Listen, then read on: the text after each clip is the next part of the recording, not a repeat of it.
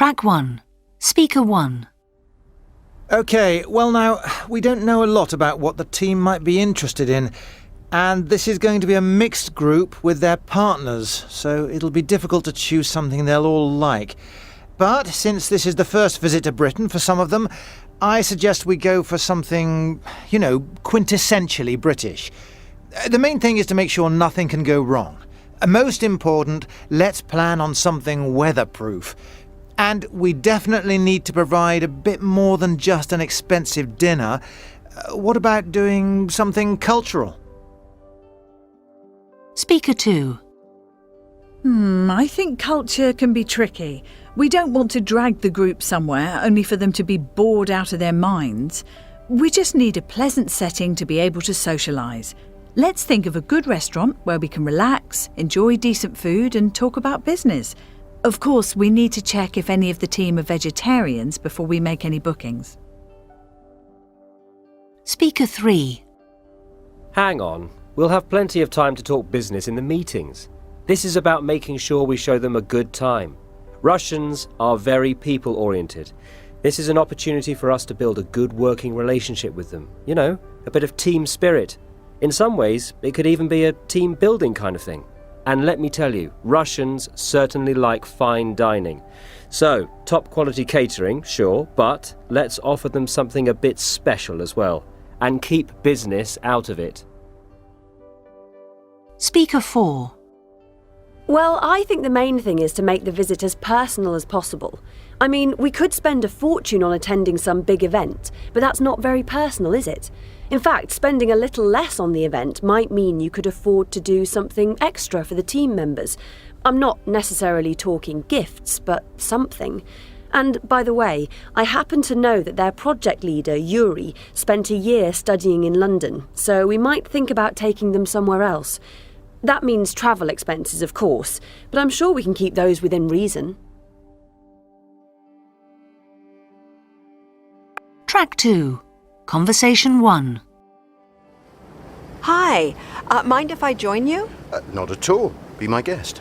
Only if I have to sit through Rule Britannia by the band of the Royal Scots Dragoon Guards once more, I think I'll scream.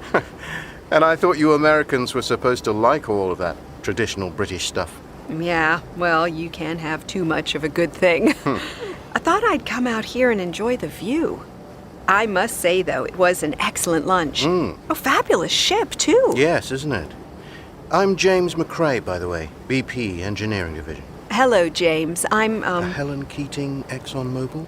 Yes. How did you... Oh. Have we met somewhere before?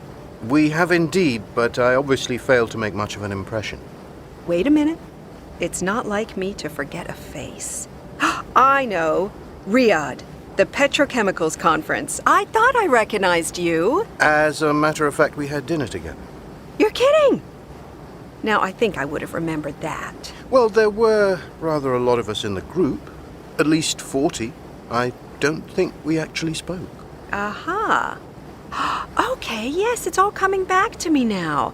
I seem to remember spending most of the evening trying to avoid some annoying little guy called Alan. Alan Sullivan, my boss. Oops. I'm sorry.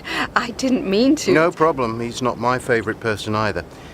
Anyway, Helen, looks like we've got the best part of the royal yacht to ourselves this afternoon.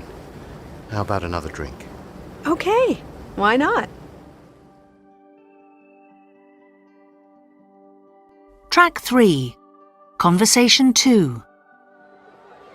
So, Mr. Ishida, let me freshen your glass. Oh, thank you. I'm fine. Some more strawberries then, perhaps? Not at the moment, thank you. I am sorry about this weather. Typical English summer, I'm afraid. The forecast did say we might have showers, but I'm sure it'll blow over in half an hour or so. So, how are you enjoying the match? Very entertaining, I'm sure. Good. Splendid. So, tell me, have you been to one of these big tournaments before? The American Open, perhaps? No, I haven't. Ah, but I hear you're quite a tennis fan, though. Not really. In fact, I never watch tennis normally. Oh, I see. My marketing people must have made a mistake. Maybe they meant table tennis. I used to play for my university in Tokyo many years ago. Table tennis. Ah, yes.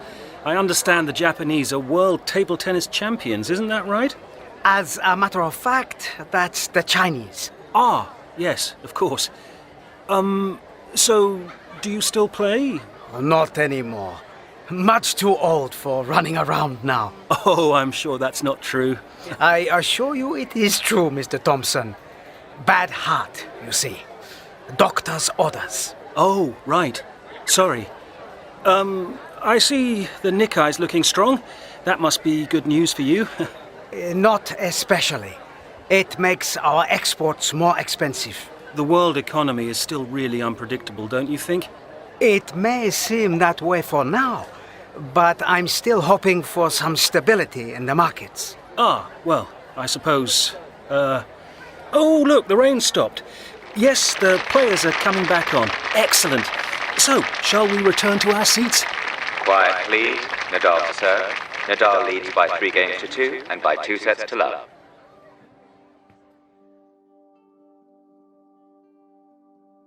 Track 4. Conversation 1. Alistair, we've been here nearly 3 hours. Can't we just make our excuses and go? You know how I hate these things. Look, Fiona, I'm not enjoying myself any more than you are, but this is business. Besides, I need to speak to Julian about this internet advertising idea of his. Oh, all right. Where is Julian, anyway? We haven't seen him all evening. Hello. You must be Julian's guests.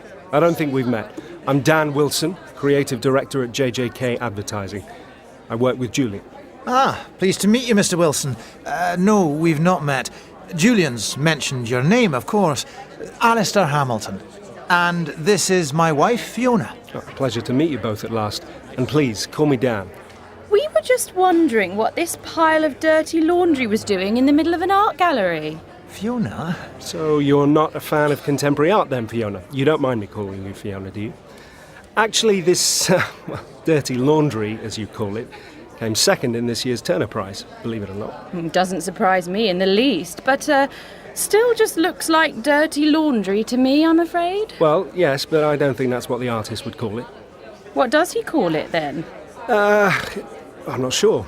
I'll check the catalogue for you. Here we are. Exhibit 12. Dirty laundry. What did I tell you? Yes, quite. Alistair, I wonder if we could have a word. Julian tells me you're not very happy with the new internet campaign. Yes. Would you excuse us a moment, Fiona? Dan and I need to talk. Oh, don't mind me. There's a heap of broken glass in the room next door I'm just dying to see. Right. Well, I'll catch you later then. Now, look, Dan, the thing is... Track 5. Conversation 2. Ricardo, glad you could make it. Hello, Tom. I wouldn't have missed it for the world. It's not every day I get invited to something like this. I hear Webber's out, so it should be a good race. Yes, it certainly evens things up a bit with Red Bull down to 1 car. Talking of races, how's the South African bid going? I heard it was just between you and Swedish Steel now. Yes, the negotiations are still going on, but we're hopeful. I don't think the Swedes can beat us on price. Well, let me know how it goes. We'd be happy to organise the transportation if you need it. We'd do you a good deal. Sure. I'll certainly keep you in mind if we win the contract. Great. Ricardo, there's someone I'd like you to meet. Oh, really? Yes. But first, let me get you something to drink. Can't have you standing there with an empty glass. What can I get you? Just mineral water for now, thanks. Oh, all right. Here you go. Thanks. So, who's this person you wanted me to meet? Yes. Oh, here she is now. Elise, this is Ricardo Piquet. Ricardo, Elise de Cadenet. Elise is... Hello, Ricardo. Long time no see. What is it, 5 years? Hello, Elise. Must be 5 at least. You haven't changed a bit. Neither have you. I see you two know each other already. Ricardo and I go back a long way, Tom. Yes, actually, we first met in Monaco at the Grand Prix, funnily enough. So, Elise, last I heard, you got married. That's right. In fact, we only just got back from our honeymoon last month. But now it's back to work. It's been really hectic setting up this new business in Biarritz. Well, I'll leave you two to chat. See you later. Don't forget, the race starts at 3. Yes, see you later, Tom. So, Elise, how about something to drink? Sounds good. I'll have whatever you're having.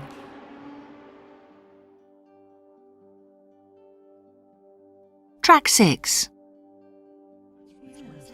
I think so. Okay, people, let's get the ball rolling. Well, you've all seen the latest figures, and I don't need to tell you they're not good. It's clearly time for a reality check, ladies and gentlemen. This division is about to go under if we don't change our attitude, and fast. What we need is a complete change of mindset. We need to synergize and take a much more proactive approach to product development. The same tired old ideas simply won't work anymore. If we always do what we've always done, then we'll always get what we've always got. And what got us where we are won't get us where we're going. I'm sorry?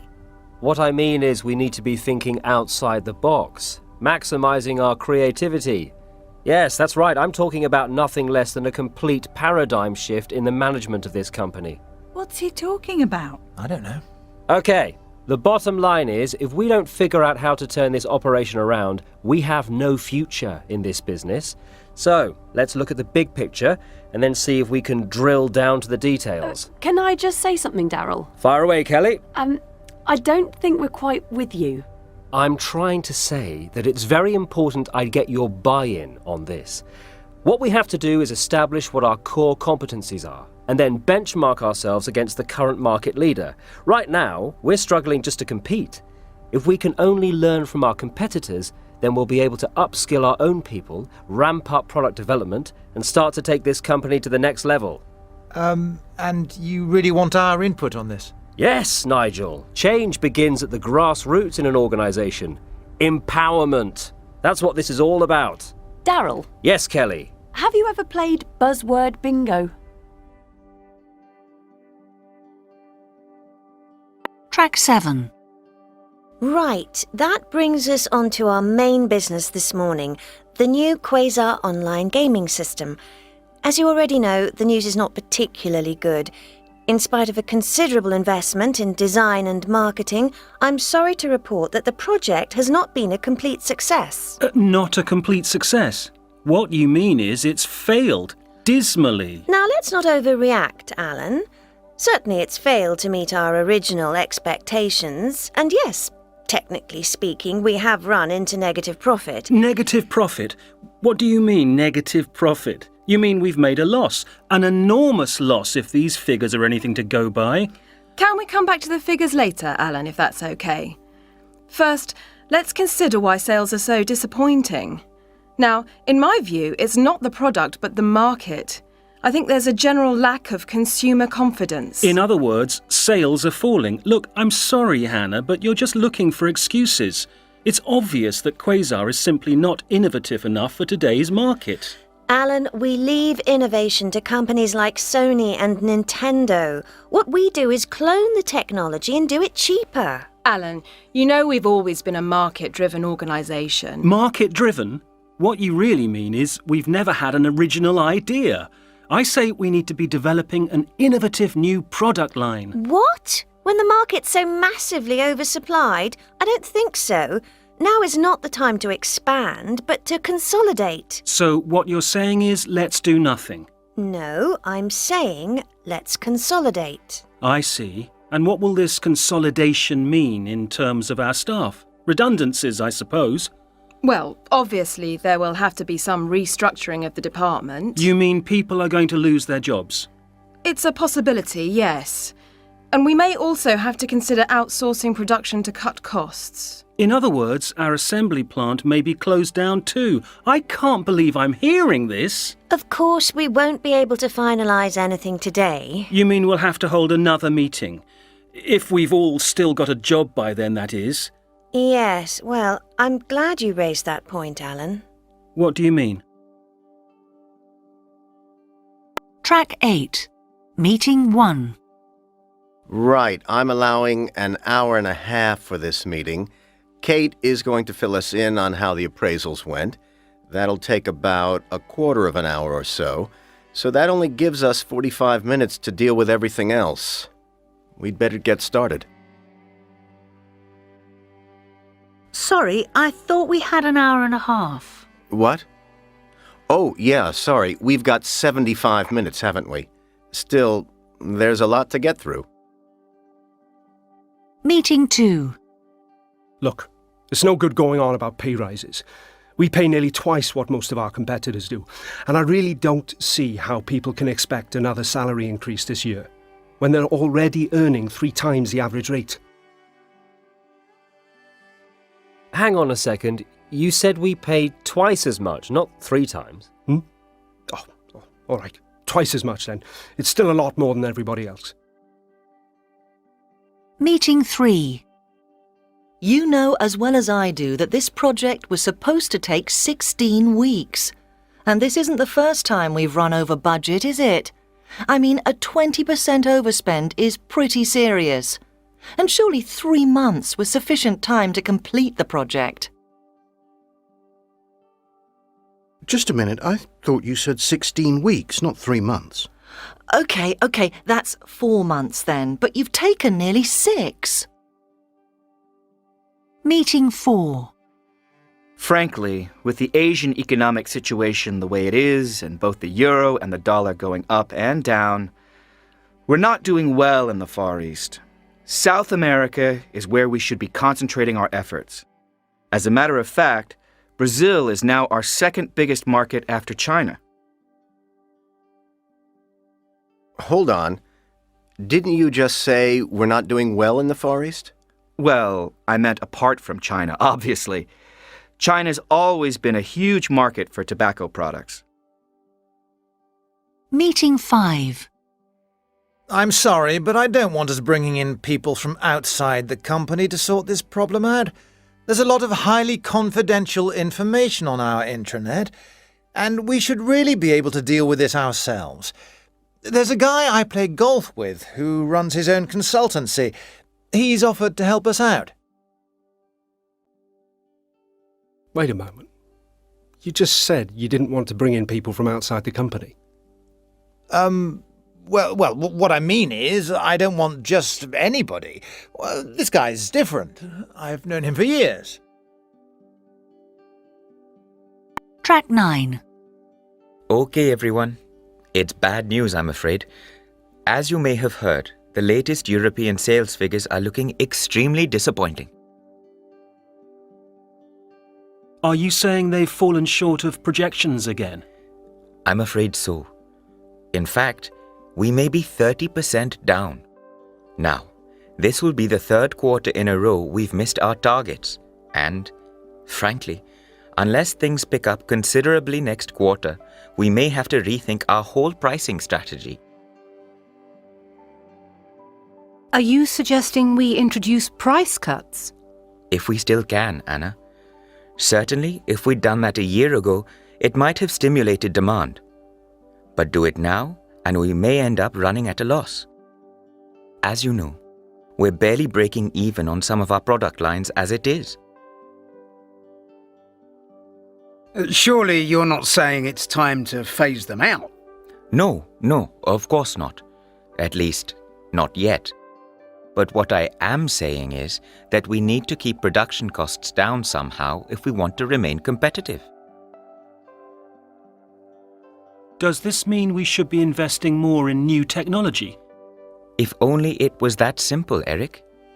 But right now, we're not really in a position to invest in anything, even if we wanted to. No, I'm afraid the situation calls for more drastic action. It's clearly time for a major restructuring. Are you telling us there could be layoffs? I don't see how we can avoid it, James. Unless, of course, we can get some of our people to accept reduced hours. You mean some kind of job share scheme? Yes, either that or introduce a 4-day week, providing the unions don't oppose it. Of course, it's not just a question of costs. It's also a question of product. The fact is, better products are coming onto the market all the time. So you're saying we should be spending more on R&D? As I've said, capital investment is no longer an option for us. Pour any more money into R&D and we'll simply slide further into debt. And then there are all the problems we've been having with our overseas distributors. Does this mean you're thinking of centralizing distribution? Well, that's one option, yes. But even if we decided to do that, and it's a big if, it would take time to implement, time we simply don't have. As you know, our share price has fallen to an all-time low of just 85 cents. And I wouldn't be surprised if, by our next meeting, it's fallen even further. The fact is, we're selling old products at inflated prices in a volatile market through inefficient distributors. I hope you're not suggesting the situation is hopeless. Well, let's put it this way. We've cancelled the summer party. Track 10. A. Right. Basically, the position is this. The contract is ours if we want it. But we're not in a position to take on another project right now, are we? I know. Jan, what's your position on this? B. Look, it's not just a question of software, Alessandro. Of course not. It's also a question of hardware. The entire system needs upgrading. But that's out of the question. We can't afford that kind of capital outlay. C.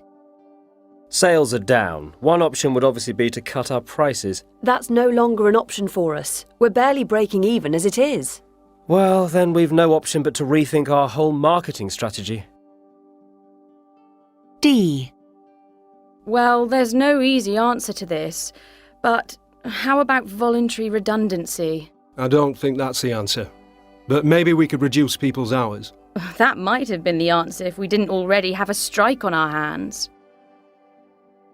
E. Now, let's not make a problem out of this. What if we just pulled out of Sudan? Well, I've no problem with that, but our partners won't be happy. No, but that's not our problem, is it? The political situation is just too unstable. F.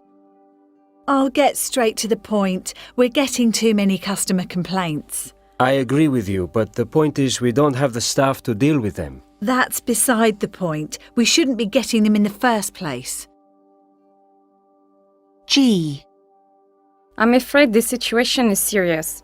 And if the press get hold of the story... Look, we'll deal with that situation if and when it arises. Let's not panic just yet. You're right. What this situation calls for is calm and careful planning. H. The fact is we're simply not spending enough on R&D. As a matter of fact, we've doubled our R&D budget this year. That may be so, but the fact remains we're losing our technological lead. Track 11. Come in, sit down. It's, Helena, isn't it? Jacob Sanders. I think we already met. Thank you. Yes, in Chicago, but it was, several years ago. Did you have a good flight? Yeah. Well, Helena, you know why I'm here. We want to get this teleworking policy implemented as soon as possible. Yes. Well, would you like some coffee or tea? No, I'm good to go. Well, as you know, I spoke to Harry Strauss about the special circumstances here, and... Harry's just transferred to South America, actually. Look, Ellen, Helena, I won't beat about the bush. This is a global policy. Head office don't like exceptions, and it's my job to make sure that we don't have any. I understand. It's just that people here don't really like the idea of working from home and not having their own office anymore. It's quite upsetting for people who've been working here for years and years. So, which part of the policy is it they don't understand? I mean, it's not as if they were losing their jobs. We just want them to work from home 3 days a week. Most folks in the States are really happy with it. It's just that... I'm sorry? Oh, nothing. Track 12. Hi, Helena. Jacob Sanders. Hello. I don't know if you remember me. We met in Chicago. Yes, of course I remember you. It was the conference with that awful team building day, wasn't it? Yeah, what a disaster that was. Anyway, how are you? Did you have a good flight? Not too bad, thank you. But I have to say, the Atlantic seems to get wider every time I cross it. Yes, it's a long flight, isn't it? Maybe you should consider teleworking. Aha, touché! But you know why I'm here, Helena. We want to get this policy implemented as soon as possible. Yes. Would you like some coffee or tea? Yeah, a cup of coffee would be nice, thank you. So, did Harry Strauss fill you in on our special circumstances here? Yeah, but you know, Harry's just transferred to South America, don't you? So I'm taking over where he left off. I won't beat about the bush, Helena. This is a global policy. Head office don't like exceptions. And it's my job to make sure that we don't have any. I understand. And let me reassure you on that point. I'm confident that we can bring people round to the idea. It's just that we're going to need a little more time. Track 13. Hello, this is Sheng Jing from Nanogen, Taiwan. I just wanted to let you know that your presentation this morning was a tremendous success with everyone here. What a brilliant idea to do the whole thing in such a casual, low-budget and alternative way. Very clever. The board certainly got the message. Our executives really liked your calm, quiet approach. So please, pass on my congratulations to your excellent presenter. Oh, by the way, the joke about Beijing was greatly enjoyed, even in translation. So, see you at the next strategy meeting.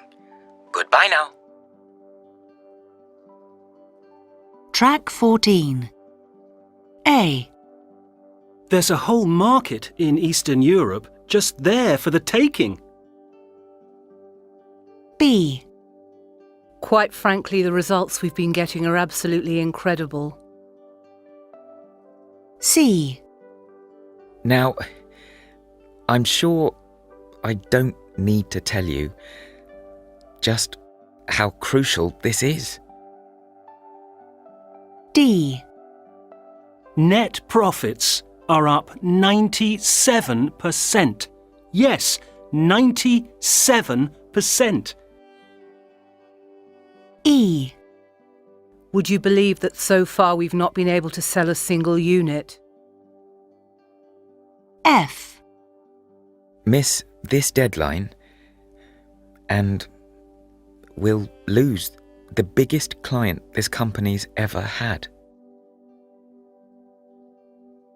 Track 15. There's a whole market in Eastern Europe just there for the taking. Net profits are up 97%. Yes, 97%.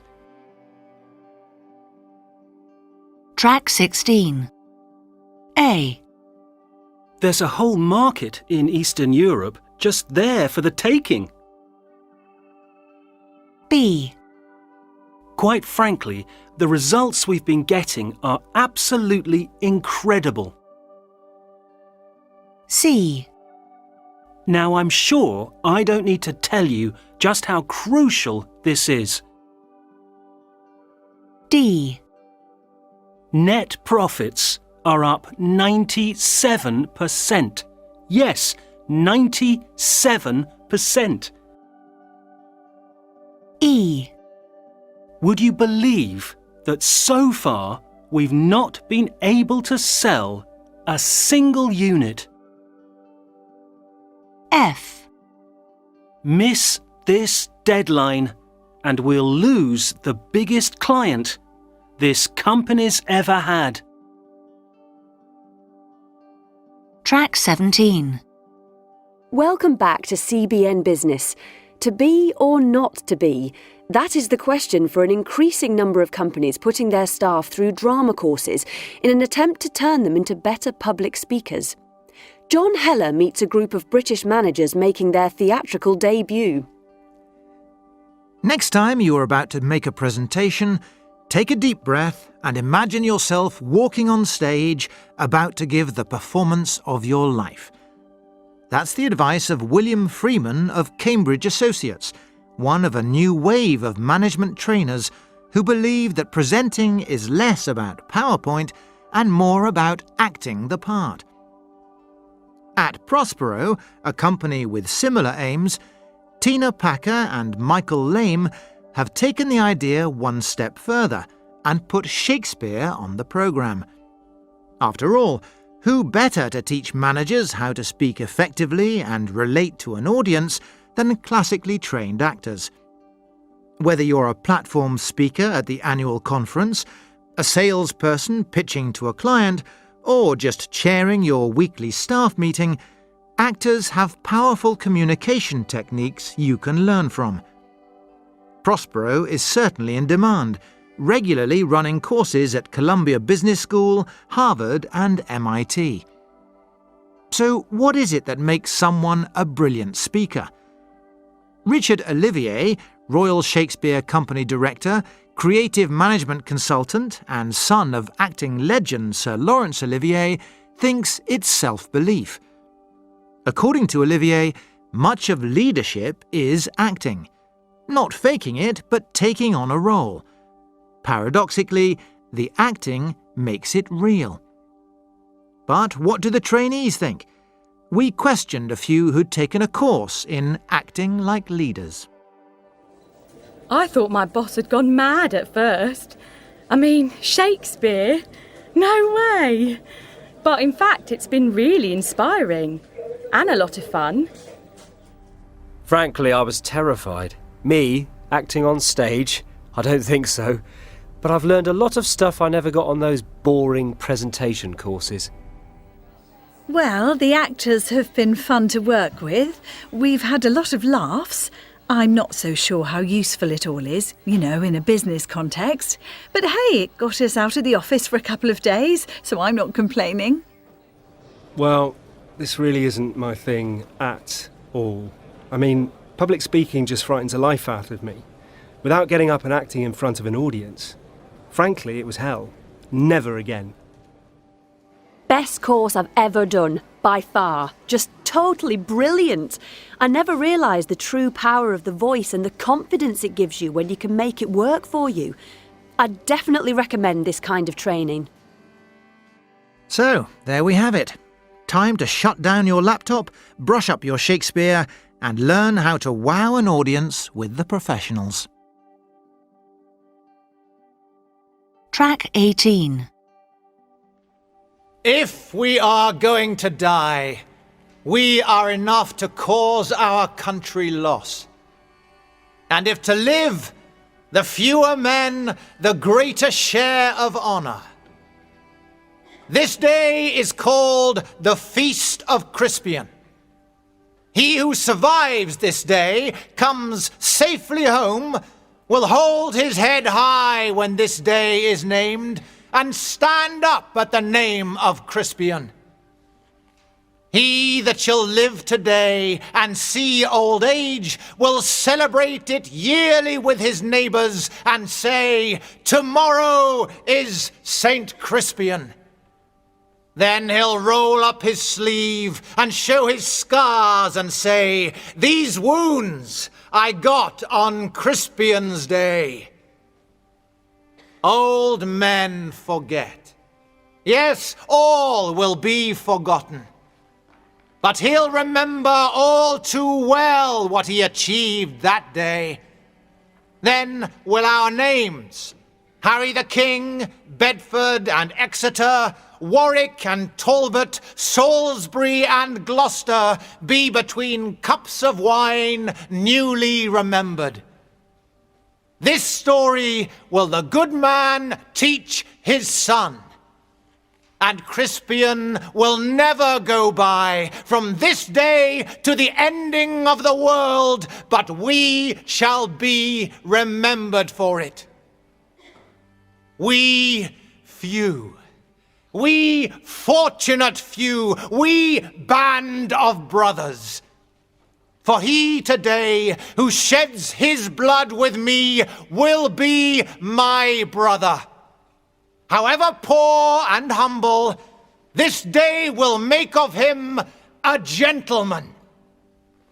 And gentlemen in England, now in bed, will curse the fact they were not here and question whether they are really men, while anyone speaks who fought with us upon St. Crispian's Day.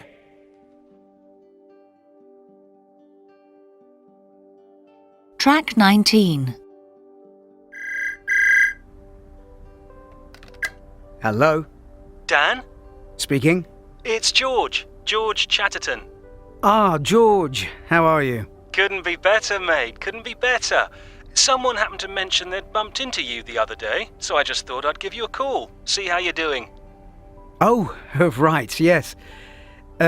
George. So how's it going, mate? Just been promoted, so I hear. Yes, that's right, yeah. Glad to see they finally started appreciating you. Yes, thanks. So, George, what can I do for you? Bit more money too, I imagine. Oh, a bit, yeah. Well, George, I expect you're calling about that project. And how are your parents? Is the family doing well? They're all fine. Thanks for asking.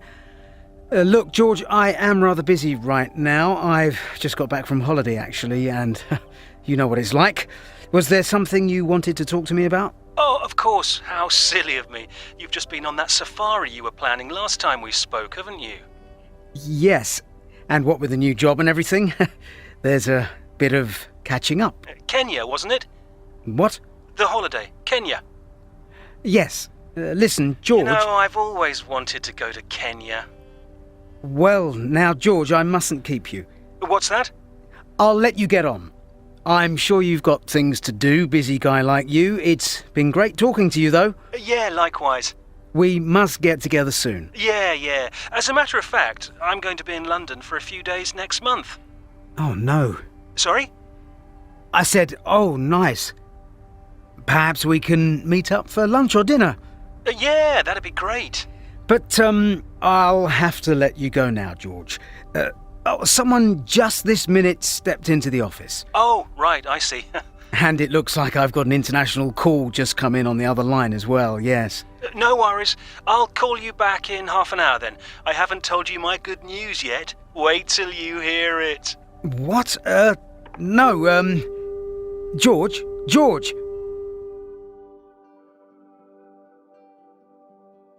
Track 20. Hello. Thank you for calling the Ideals customer service line. All our customer service advisors are busy right now. Please hold and your inquiry will be dealt with shortly. This is the Ideals customer service line. Thank you for holding. All our customer service advisors are busy right now. Please hold and your inquiry will be dealt with shortly. Oh, come on. Good morning, Lisa speaking. How can I help you? Oh, hello. At last.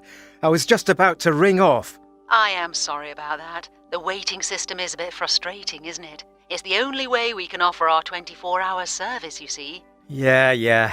Look, it's about the computer I bought off you 2 weeks ago. Yes? What seems to be the problem? Well, I was transferring my files to it from my flash drive, and it's lost the lot. Everything. Okay, now don't worry. I'm sure we can sort something out. First, can you give me a few details? The computer has lost all your data, you say? Yes. But you don't understand. It's wiped everything off the flash drive as well. My whole life was in those files. Oh my goodness. Are you sure? Sounds like the problem's with your flash drive. Of course I'm sure. And there's nothing wrong with my flash drive. I've had it years. Okay, I can understand how upset you must be. Now, I don't think we can deal with this on the phone, so I'm going to send a service engineer to see if they can retrieve your data. Can you give me your product reference number? Yes. It's, here it is. It's SF11-003. Thank you. I'll be expecting a total refund and compensation if this can't be fixed. Unfortunately, we're not authorized to give refunds, but what I can do is send you a brand new computer. How would that be? This is supposed to be a brand new computer. You think I want another one of these after what the last one did to my files? Well, let's see what our engineer can do. Hopefully it's not quite as bad as you think. Now, I've got your address here in your customer file. Oxford, OX2 6BJ, right? Yeah, right. And it's Mr. Harris, isn't it? Yes. Right, Mr. Harris. We'll have an engineer with you this afternoon, and I'll ask him to bring a new hard disk with him. Is that all okay for you? Well, I suppose. Good. Glad to be of assistance. Is there anything else I can help you with? Oh, no. Well, best of luck this afternoon. I hope we can solve the problem for you. Well, thanks. Goodbye. Goodbye, Mr. Harris. Track 21. Hello? Yeah, speaking. Is that you, Piotr? Aren't you supposed to be at the trade fair in Krakow?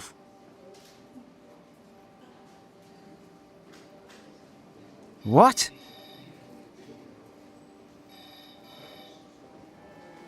You haven't got a stand? Well, how did that happen?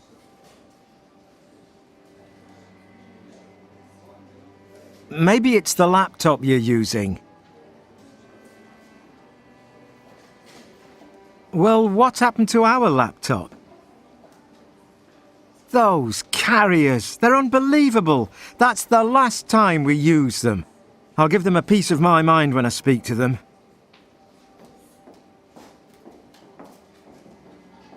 Where's Liesel? This just gets worse, doesn't it? What's gone wrong with the brochures? Portuguese? Oh, no. That may be because I forgot to phone Tony. You remember we were going to attend the Lisbon Trade Fair originally? It completely slipped my mind. Oh, I'm really sorry, Piotr. Well, we're snowed under at the moment trying to get things ready for the Midas launch, but look, don't worry, I'll sort something out. Can I call you back in an hour?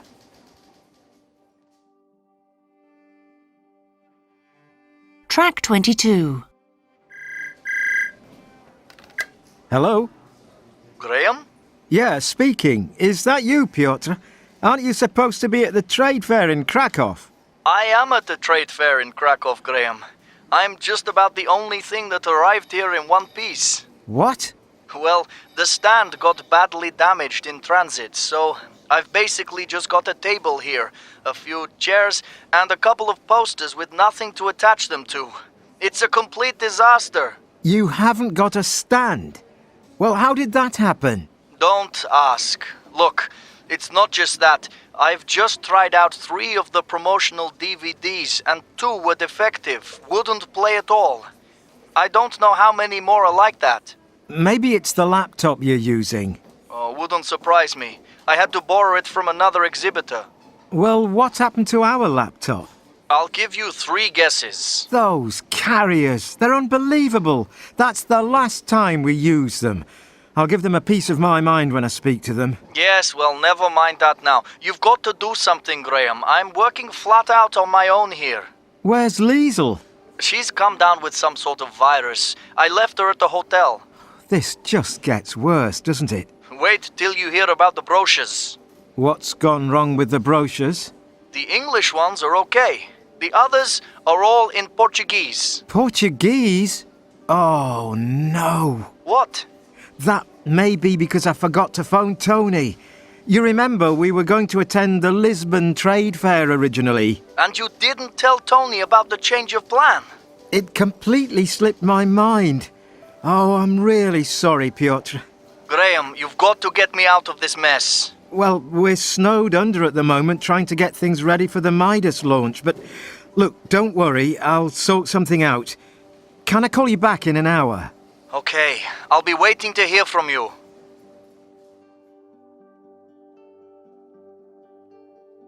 Track 23. Hello? Hello, Piotr. Graham, you said an hour. Sorry, I got held up. What's happening then? Right, I've been on to the carriers and they're sending a new stand out on the next plane. You should have that by tomorrow morning. Well, at least that's something. Can you get hold of the organisers and tell them we'll set up tomorrow at 7? Yeah, sure.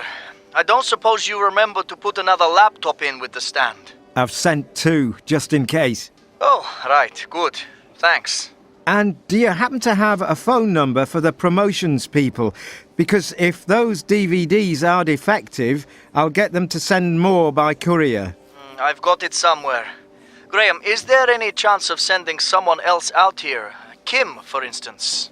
Piotr, you know how short-staffed we are here right now. What's this exhibition costing us, Graham? $18,000? You're right.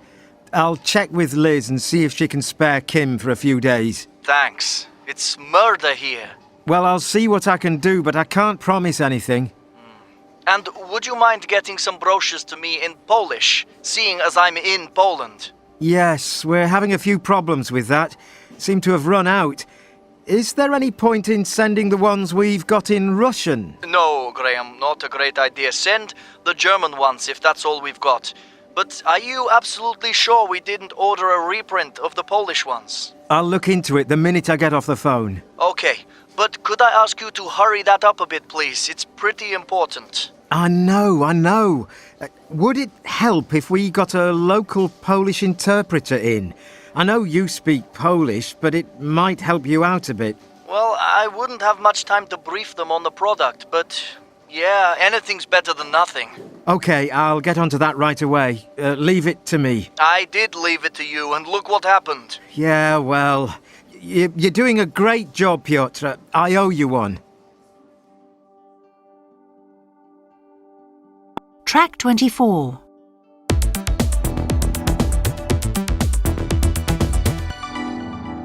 Coming up on CBN Business, an interview with Media King and Head of News Corporation Rupert Murdoch, the Stock Market Report, and Katie Alexander with the week's Business News Roundup. But first, suffering from boardroom blues? Tired of taking minutes at meetings that take hours? Tess Leibowitz may have the solution. According to diplomat and economist J.K. Galbraith, meetings are indispensable when you don't want to do anything. Therefore, logically, if you really do want to do something, it's the meetings you must dispense with. But can you dispense with meetings altogether? And what would take their place? At several well-known companies, they think they've found the answer. At leading hotel company Ritz-Carlton, meetings have taken on a different twist. Hotel employees have short, stand-up meetings, styled much like the catering events they set up for their own guests. They stand, mingle and chat about the latest developments within the hotel. This stand and talk style provides high energy and motivation for the staff to keep maximising hotel service. Yahoo has gone one step further by holding regular Friday meetings in and around the work cubicles. Talk is casual and relaxed, yet informative, centred around the snack and drink tables set up in the office area. This creates an inclusive, communicative atmosphere that can't be replicated in any normal meeting room. At media strategy company Michaelides and Bednash, they've come up with a different solution. All employees, irrespective of status, work around one enormous central table. Meetings become unnecessary when everyone in the company is sitting just across the table from you the whole time. The working day is a constant meeting. Track 25. Extract 1. Okay, thanks for coming, everybody. Has anybody seen Lance, by the way? He was supposed to be here. Oh, yeah, he phoned to say his flight in from Chicago had a 2-hour delay. He said to go ahead and start without him. Oh, I wanted his input on this one. Okay, never mind. Let's get started then, shall we? So as I said in my email, the purpose of this meeting is to review last week's talks with the people from timeofyourlife.com, and secondly, to decide if we're interested in taking things further. Peter is going to fill us in on the background. Peter? Yeah, thanks, Ross. Well, now, Time of Your Life is a really exciting business proposition. Basically, the idea is that ordinary people can buy a kind of timeshare in various luxury goods that they could never afford to buy outright. What happens is you buy points online at the Time of Your Life website, and you can use these points to buy like a Ferrari for a day, a Rolex Oyster for a weekend, or a Jean-Paul Gaultier original for an evening. Neat, huh? I just love this proposal. Sorry to interrupt, but is this going to take long, Peter? Only I have an appointment at 11, and we have all read the summary on this company already. Jack, could Peter just finish what he was saying? We're looking at $20 million in seed capital here. I don't want us rushing into anything. But perhaps we could speed things up a little, Peter. We are short of time, and by the end of this meeting, I'd like some kind of decision on this. Track 26. Extract 2. So, as you can see, the advanced publicity alone is attracting 500,000 visitors to the Time of Your Life website every day. Sorry, Peter, but we seem to be getting sidetracked here. This is all very interesting, but can we go back to what we were discussing earlier? Oh, okay, sure. Perhaps we can come back to this later.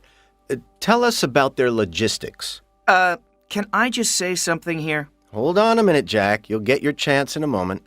It's just that I thought we'd agreed we weren't investing in any more .coms. No, Jack. That's what you wanted, but nobody actually agreed. Tanya, we've been through this. Wait a minute. Who was it that said... Okay. Let's all just calm down, shall we? We're here to talk about this proposal we have on the table. Tanya, what's your position on this? Well, I agree with Peter that it's a great business plan. Like you, I'm a little concerned about the logistics, though. The procurement and delivery system for a business like this would be extremely complex, and the insurance costs could be prohibitive. Now, hold on a second. This is all covered in the proposal, Tanya. What are you saying? I thought you were with me on this one. Peter, I think what Tanya is trying to say is she likes the idea, but the figures don't quite add up. Exactly. Okay, maybe we should take a short break at this point, grab a coffee, and meet back here in 15 minutes. Track 27. Extract 3. Okay, so just to summarize what we've said so far. Basically, we like the Time of Your Life idea. At least, most of us do. We're aware of the risks involved in a major investment in an e-business, but we think the concept has great potential. We need to make another appointment with these people because we have some doubts about their logistics. Peter, can I leave that one with you? Sure. I'll get right onto it. We're also a little concerned about the amount of insurance a business like this would need. Tanya, can you get back to me on that? No problem, Ross. Great. I think that's about as far as we can go at this stage. Thanks, everybody. Hi, guys. Sorry I'm late. Tanya told you the story, right? Say, did I miss anything here? Track 1. Step 1. Goal. Well, that's great, Jim. I'm pleased for you. It sounds like all that work we did on your presentation really paid off. It really did. I knew you could do it. OK, so what would you like us to work on today? Well, there was one thing. Actually, it's to do with the presentation. I mean, as I said, the talk itself went really well. Right. But then afterwards, there was this networking event. Oh, yes. Yeah, and obviously a lot of people came up to talk to me about my presentation. And this was my chance to make some useful contacts, but, I didn't feel I really made the most of it. OK, and what makes you feel that? Well, I didn't seem to get all that many appointments with people. I came away with the usual mountain of business cards, but not that many firm commitments to meet. OK then, let's look at that then, shall we? Now, what precisely would you like to get from this session? Well, I suppose I'd just like to be better at going beyond the small talk and doing more real business at these networking events. All right. And on a scale from 1 to 10, how important would you say this issue is to you? Let's say 1's not important at all and 10's extremely important. Well, at least an 8, maybe a 9. I mean, there's no point attending these events if I don't bring home the business. Right, so an 8 or a 9. This is obviously a priority for you right now. OK. Step 2. Reality. OK then, so what's the most challenging thing about this right now for you? I think the most challenging thing is just making sure I don't end a conversation with a potential contact without trying to fix a definite appointment. But, I don't want to look desperate or pushy. The problem is, once the event's over, it's much harder to follow up, I understand that. So ideally, how would you like things to be? Ideally, I'd like to be getting appointments with at least 60% of the people I'm meeting. OK, and in comparison with the ideal situation, where are you at the moment with this? I'm getting maybe 30% on a good day. So you're looking to double your effectiveness? Well, I know that sounds like a lot to ask, but yes, I suppose I am. All right, and can you give me a few examples of what you're finding most challenging? Well, I guess the trickiest thing is just making the switch, The switch? Yeah, the switch from small talk to business. Oh, OK. It's like that awkward moment when you have to say, so perhaps we could do some business together. I mean, however you say it, it's difficult if they don't make the first move. All right, let's explore some options here. Step 3. Options. OK, now we've talked around the issue a bit, Jim, looked at some of the problems you're having. So what alternatives do you think you have here? Well, as we've been talking, it struck me that maybe I'm coming at this the wrong way. Go on. Well, maybe I'm focusing too much on what I'm getting out of these networking events instead of focusing on the people I'm meeting. Sounds interesting. Would you like to say a bit more about that? Well, I could be spending more time thinking about what I can do for them rather than what they can do for me. OK. And is there anything else you could be doing? I think maybe there is. I mean, these events are hopeless for doing business anyway. There's no privacy. Everyone's moving around, drinking one hand, food in the other. All I want is the chance to talk to them again after the event. So perhaps if I can do them a favour of some kind, send them some interesting data, introduce them to someone else. That's all the excuse I need to contact them again and start to build some kind of business relationship. Sounds like another good idea. So what's stopping you from pursuing these options? Well, nothing, I suppose, except that I'd need to know a lot more about the people I'll be meeting before I meet them. Good point.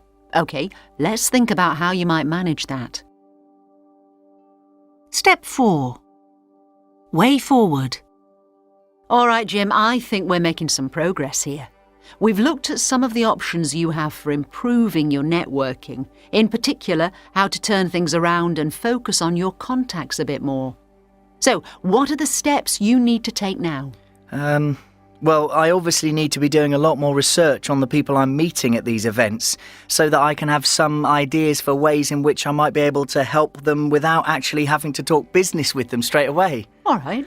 And I need to have a reason to contact them again, at least once, maybe twice, before raising the subject of business. And hopefully I won't need to raise it at all because they'll do it. OK, so build the relationship first? Exactly. I think maybe I could also benefit from some kind of course on networking. Perhaps I could improve my communication skills there, learn some tricks of the trade. That could help too. So what do you think is the first thing you need to do? I'm not sure. I need to start getting my client research sorted out. That could take some time, and I may need some assistance with it.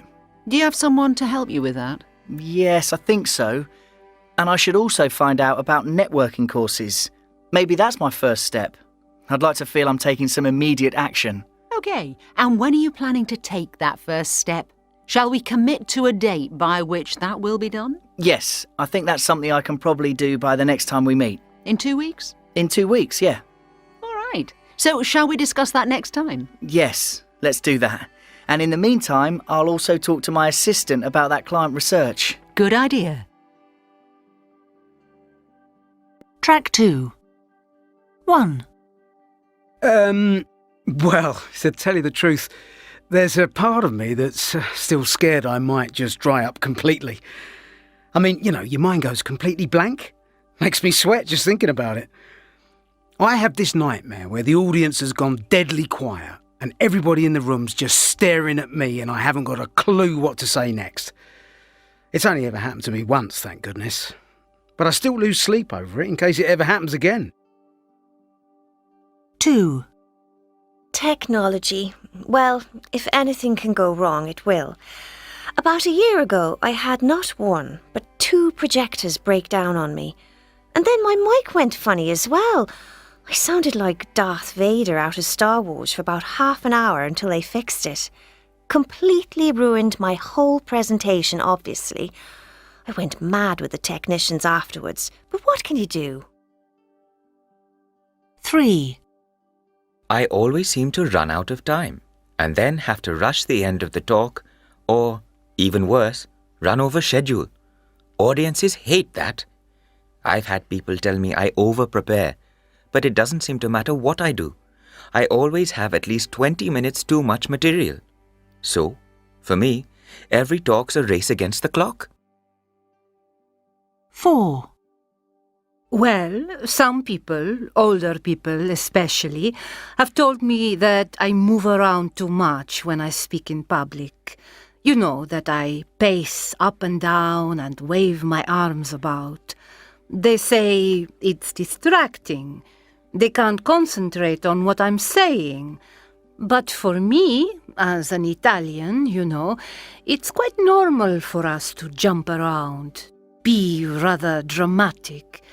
So now I worry about trying to stand still, and that just makes me feel tense and uncomfortable. 5. What was it Franklin D. Roosevelt said? The only thing to fear is fear itself.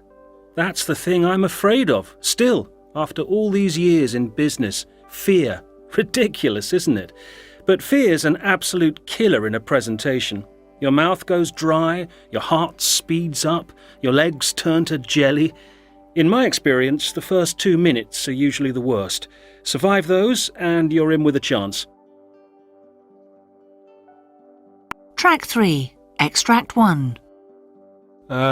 Well, I think the most important thing to remember is that people expect you to be an expert in your field of business. I mean, a real expert. That means you should have all the technical information at your fingertips, which is not to say they won't want to see it all in print after the presentation as well. And if you don't cover every detail in your pitch, costings, cash flow projections, everything, believe me, they won't be slow to interrupt you to ask for it. People here seem to like PowerPoint, the whole technology thing, A word of warning though, forget the jokes. If you try to be a comedian, they just won't take you seriously. Track 4. Extract 2.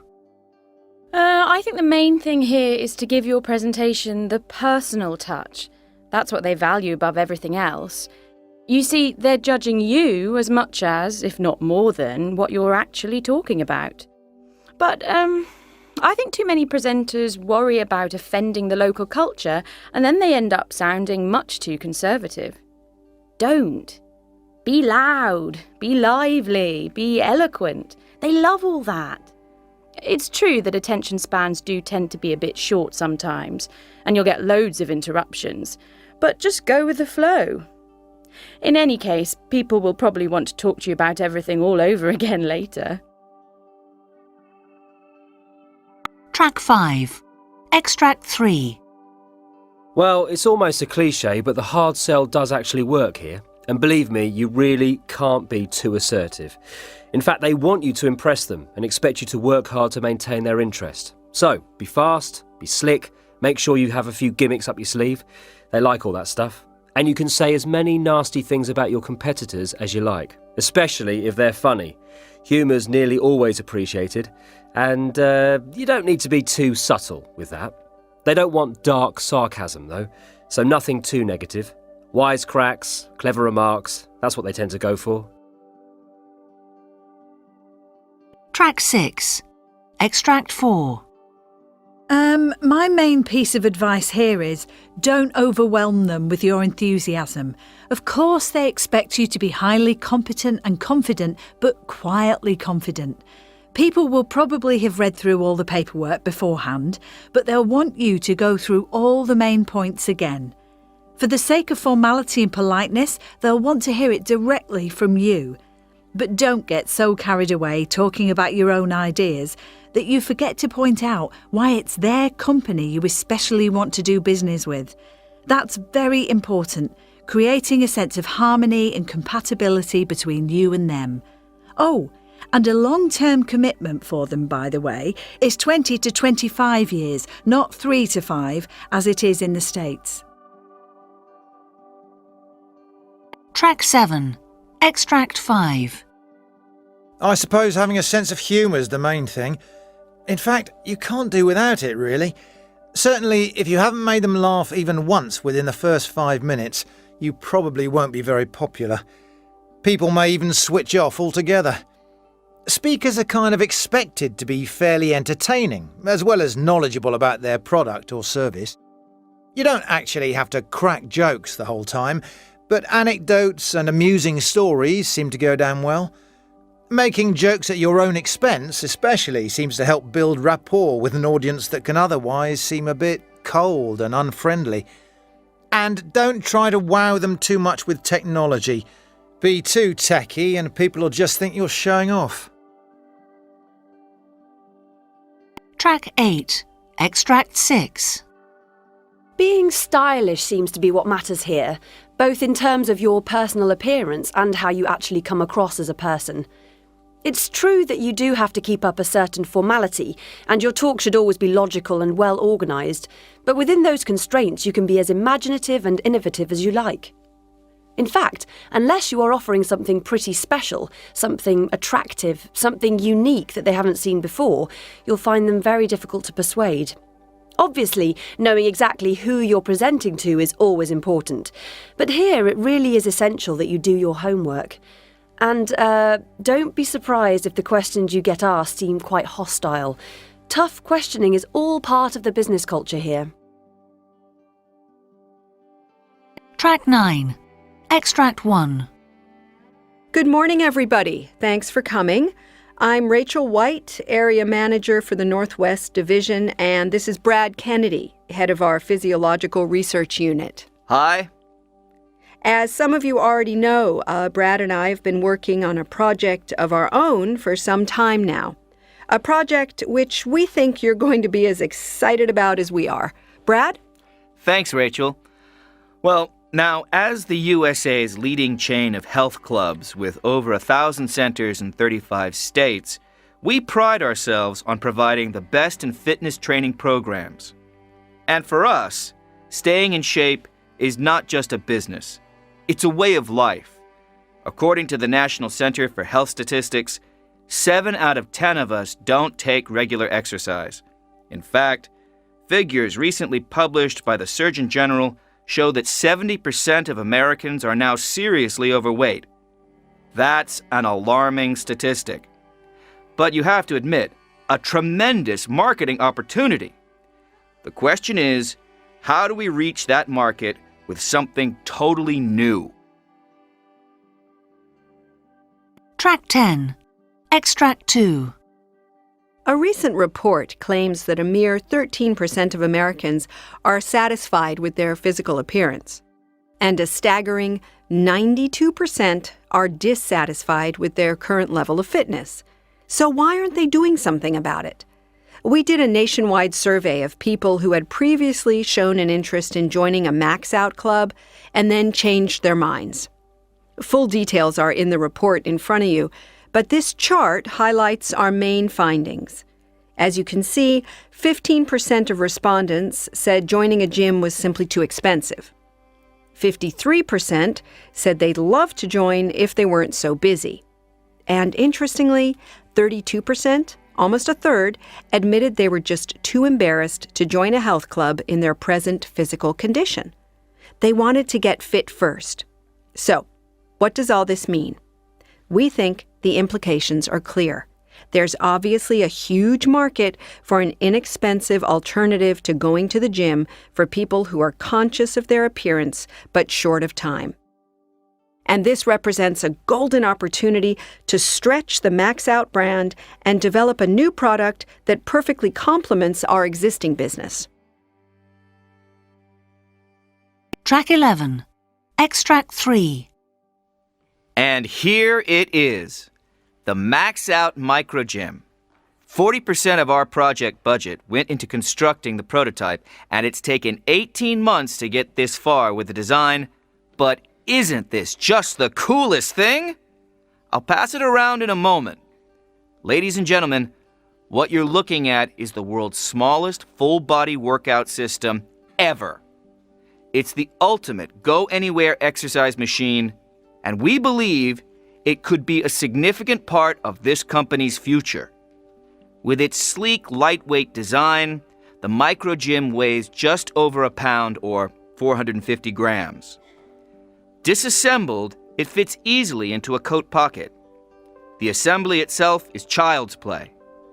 You can be ready to exercise in under 45 seconds. Now, I know what you're thinking. Can something so small possibly work? Yes, it can.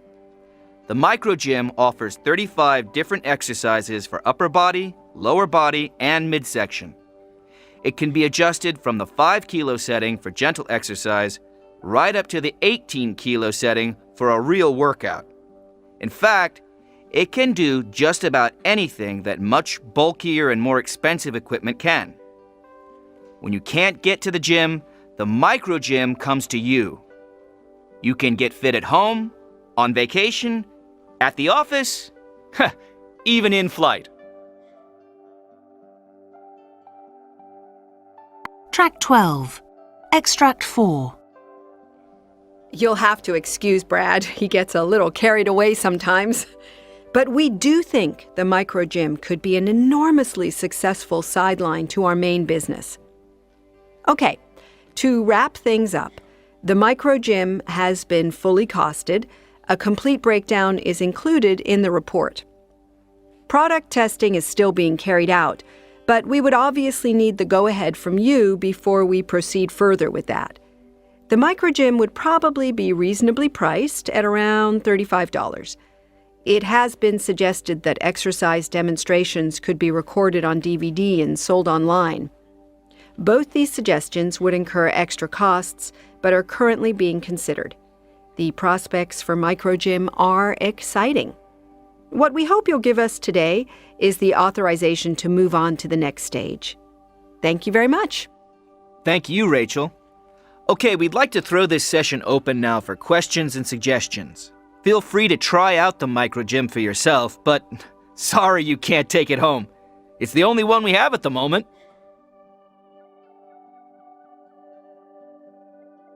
Track 13. Extract 1. Yes, well, it's easy to say don't judge by appearances, but I mean, we all do it, don't we? You take one look at somebody and you're already weighing them up, deciding how friendly they are, how confident, how interesting. It's automatic. And then 2 minutes talking to them and you've got them labelled. Successful, intelligent, pushy, funny, boring, potentially useful contact, or not. You know, I read somewhere that we actually evaluate people within 10 seconds of meeting them. And apparently, that's it. It could then take 10 or 20 more meetings with that person to alter our first impression of them.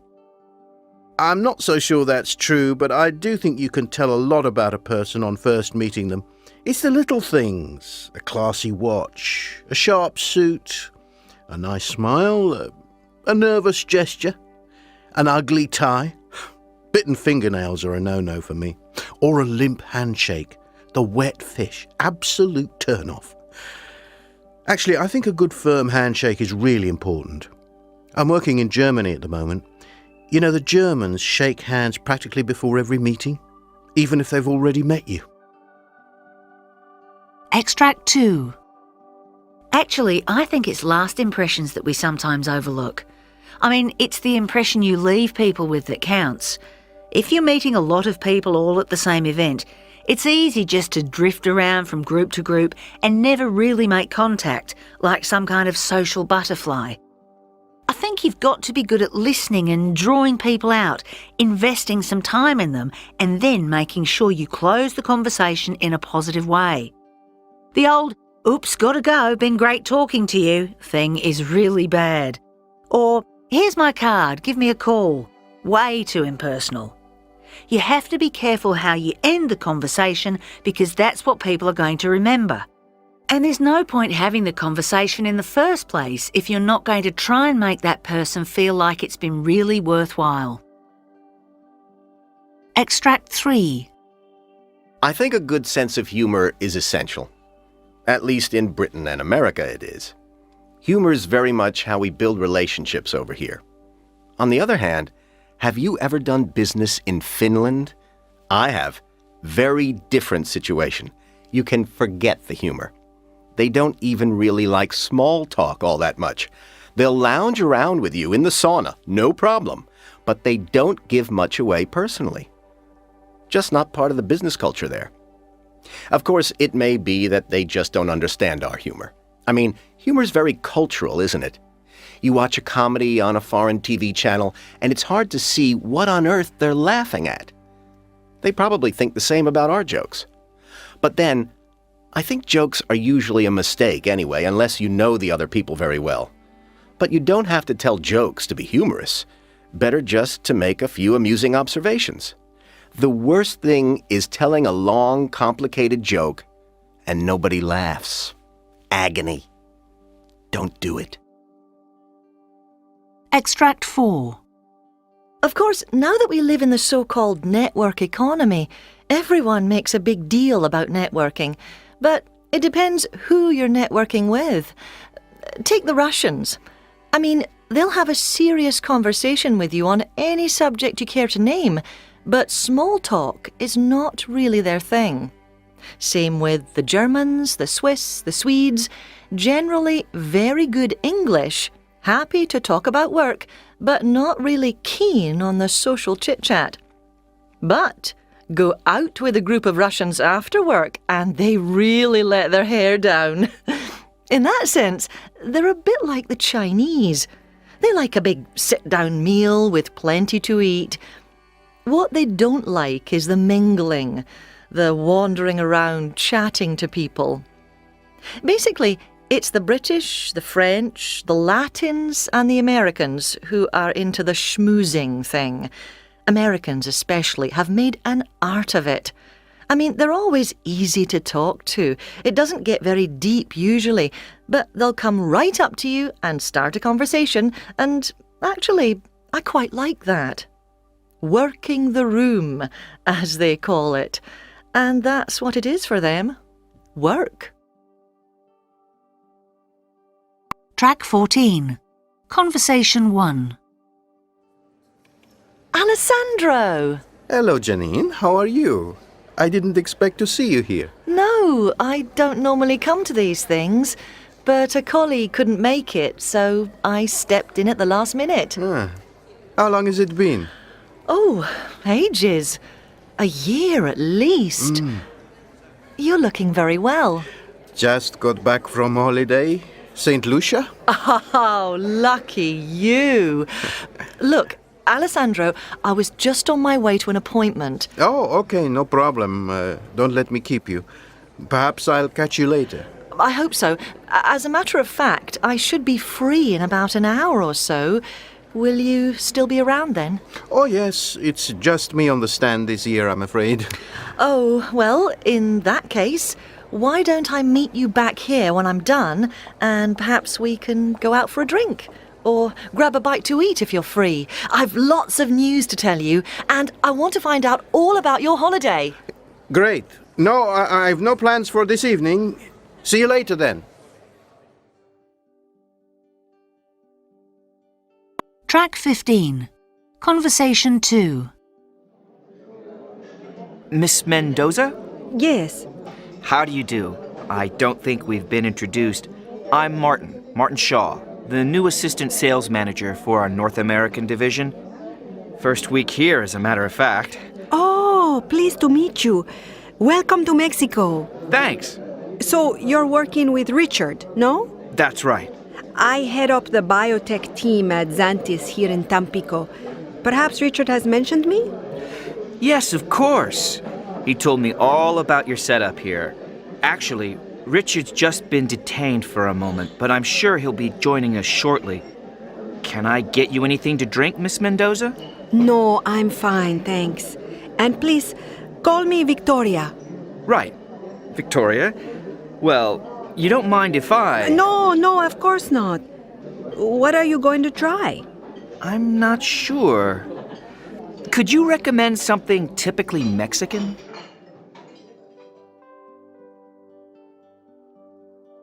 Track 16. Conversation 3. Good morning, Ms. Vatland? That's right. We haven't met. I'm Daniel Crane. Anna Lindstrom gave me your name. She might have mentioned me? Mr. Crane. Yes, Anna said you'd be stopping by. Can I offer you anything? A coffee, perhaps? Thank you. That would be very nice. Okay. There you go. So, how are you enjoying the fair? Well, this is all new to me, but I'm hoping to make some useful contacts.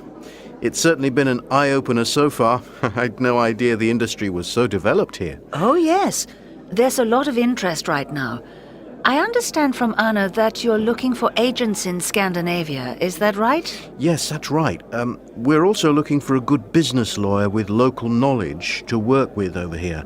I don't know if you happen to know of anybody. Well, I can think of several people who might be able to help you there. And as far as agents are concerned, I can certainly put you in touch with some very professional operations. That would really be very helpful, Ms. Vatland. Please, Lena. Lena. Anna said you were the person to talk to, and I can see that she was right. Track 17. Extract 1. Stella, Max, you're just in time to join us for a little pre-match get-together. Hi, Craig. Hi, Karen. Is that coffee I can smell? Sure is. They use Arabica beans here. It's just fantastic. Would you like a cup? It really hits the spot. Oh, go on then. I could do with warming up a bit. There you go. Stella? Yes, please. It is a little chilly this morning. Beautiful day, though. Isn't it? Well now, we should probably be thinking of making a move quite soon. Unfortunately, we can't count on the weather staying fine at this time of year. Max, you're partnering Karen. And Stella, you're stuck with me, I'm afraid. Oh. Now, I've arranged for us to have lunch at the clubhouse. They've got an excellent restaurant there. So, I thought we'd start at the 10th and just play the last 9 holes, if that's okay with you. That way, we should be able to get round the course in a couple of hours or so. Sounds perfect. And Max, I think you'll find my game's improved a little since we last played. Splendid. I always like a challenge, Craig. You know that.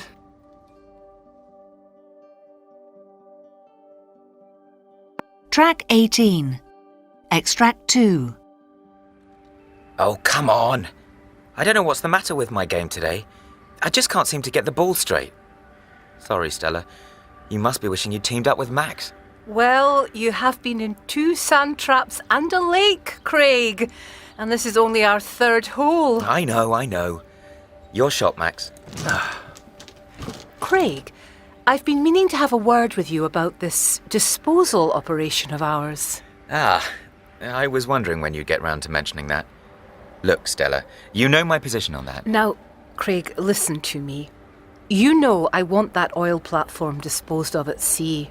It's by far the most cost-effective method. Oh, sorry, Max. I'm not trying to put you off your game. Oh, great shot! Wow, that's almost all the way to the flag. Craig, you didn't tell me Max was such a fantastic player. No, Look, Stella, this oil platform, disposing of it at sea, don't you think it's a bit risky? I mean, I know it's technically possible, but there must be 130 tons of highly toxic and radioactive substances on that platform. Oh, Craig, you're starting to sound like a Greenpeace activist, for goodness sake. By the way, I understand you've applied for the top job here in Scotland. Yeah. So?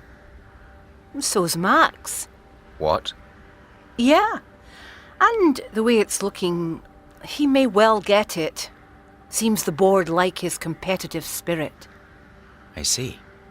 Of course, I could probably put in a word for you. Let's talk later. For the time being, I'd like you to concentrate on your game. I'm not a good loser, Craig. Track 19. Extract 1. Magda. Hello, Anne. Oh, it's a bit nasty out there tonight. Horrible, isn't it? Come on in. Let me take your coat. You managed to find us okay then? Well, I got a bit lost coming off the ring road, as usual. Sorry, I'm a bit late. Oh, don't worry. Martin's still slaving away in the kitchen. Actually, he had a bit of a crisis with the starter just half an hour ago.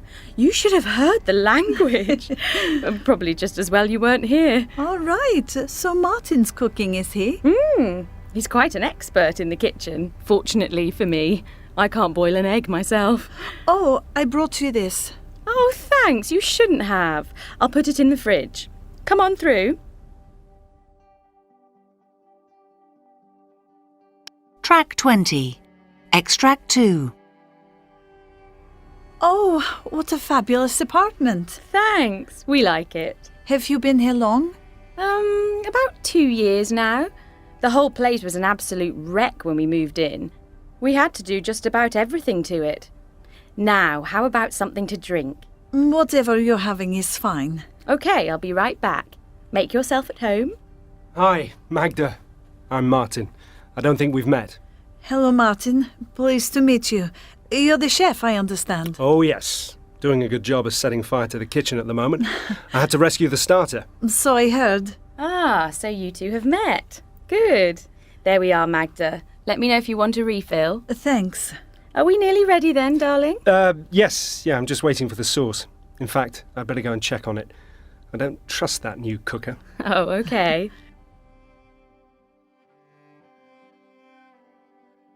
Track 21. Extract 3. Dinner's ready when you are. Right, Magda, sit wherever you like. Now, we're having duck in a berry sauce. Smells delicious.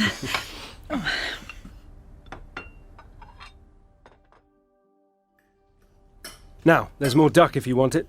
And help yourself to vegetables. This is absolutely delicious. It's one of Martin's specialities. It's really good. The duck's all crispy on the outside and juicy on the inside. I'm glad you like it. You must let me have the recipe. Oh, it's very simple, really. You just need the right ingredients. Magda, I've been meaning to talk to you about this business in Poland. Oh, yes, that. Do you know what's going on there? Because no one seems to be able to tell me anything. Right. Well, excuse me a moment. If you two are going to talk business, I'll go and see to the dessert. Well, I ought to be making a move soon. Early start tomorrow. Oh, you don't have to rush off just yet, do you? How about some more coffee? Okay, just half a cup, and then I really must be going. Well, thank you both for a lovely evening. Martin, you're a brilliant cook. I don't know about that. Next time you must come to my place. although I can't promise you such a fabulous meal. Bye, Magda. Take care now. See you tomorrow.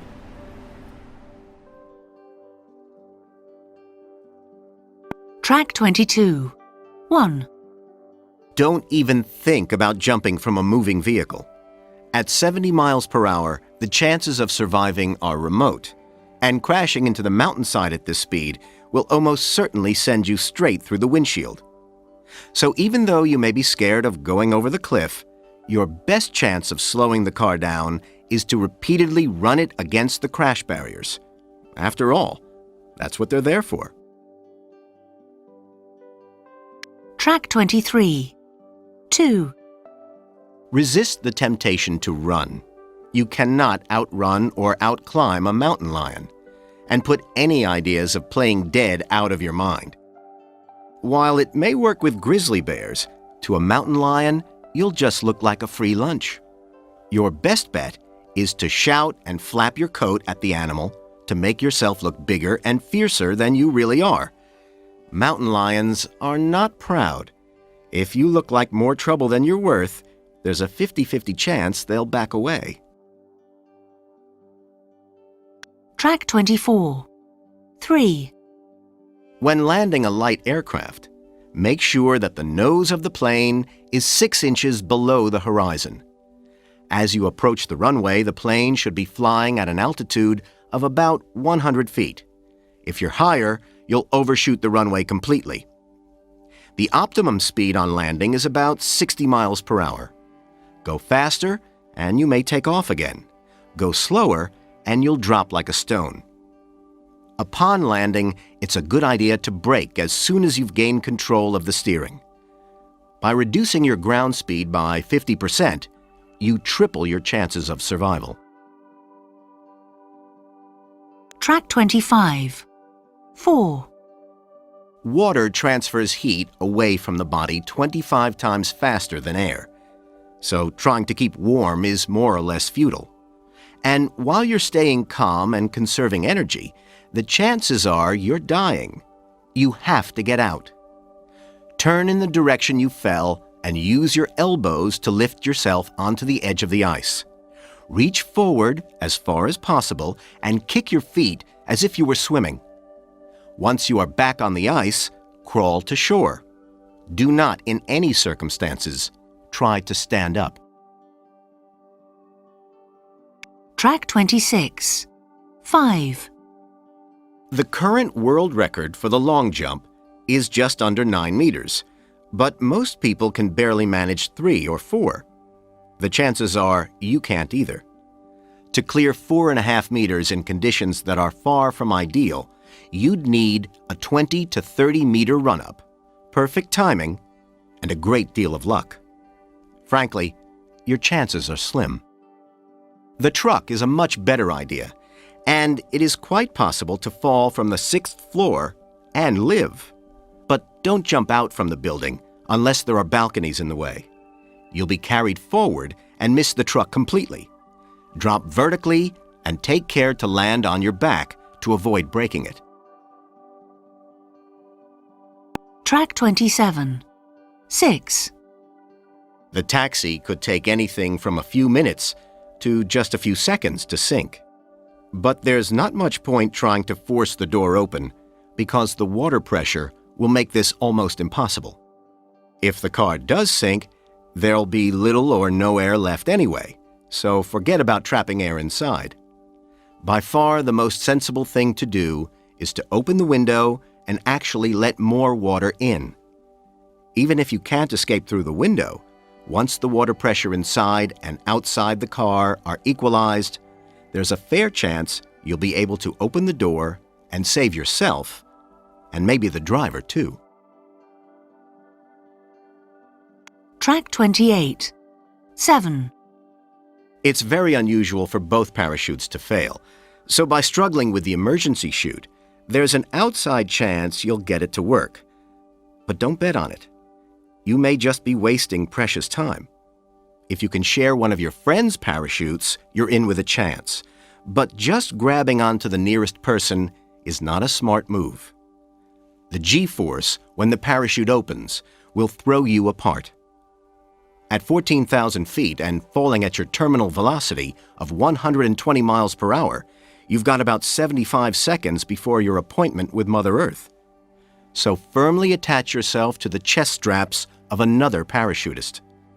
You don't stand a chance unless you do. Track 29. 8. You are 30 times more likely to be struck by lightning than to be attacked by a shark. But this is little comfort in your present position. Splashing around and making a noise will simply give the shark the idea you're in distress and easy meat. It's a common mistake to think the shark's nose is the best area to target. Punch it there, and you are liable to lose a hand or arm, depending on the size of the shark. You'd do much better to strike at its eyes or gills, since these are a shark's most vulnerable points.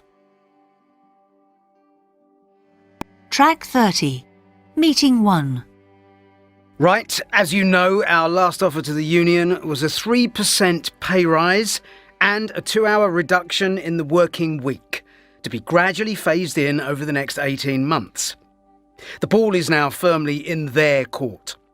Ragnar, do you have any idea which way they'll vote? Word is they'll turn it down.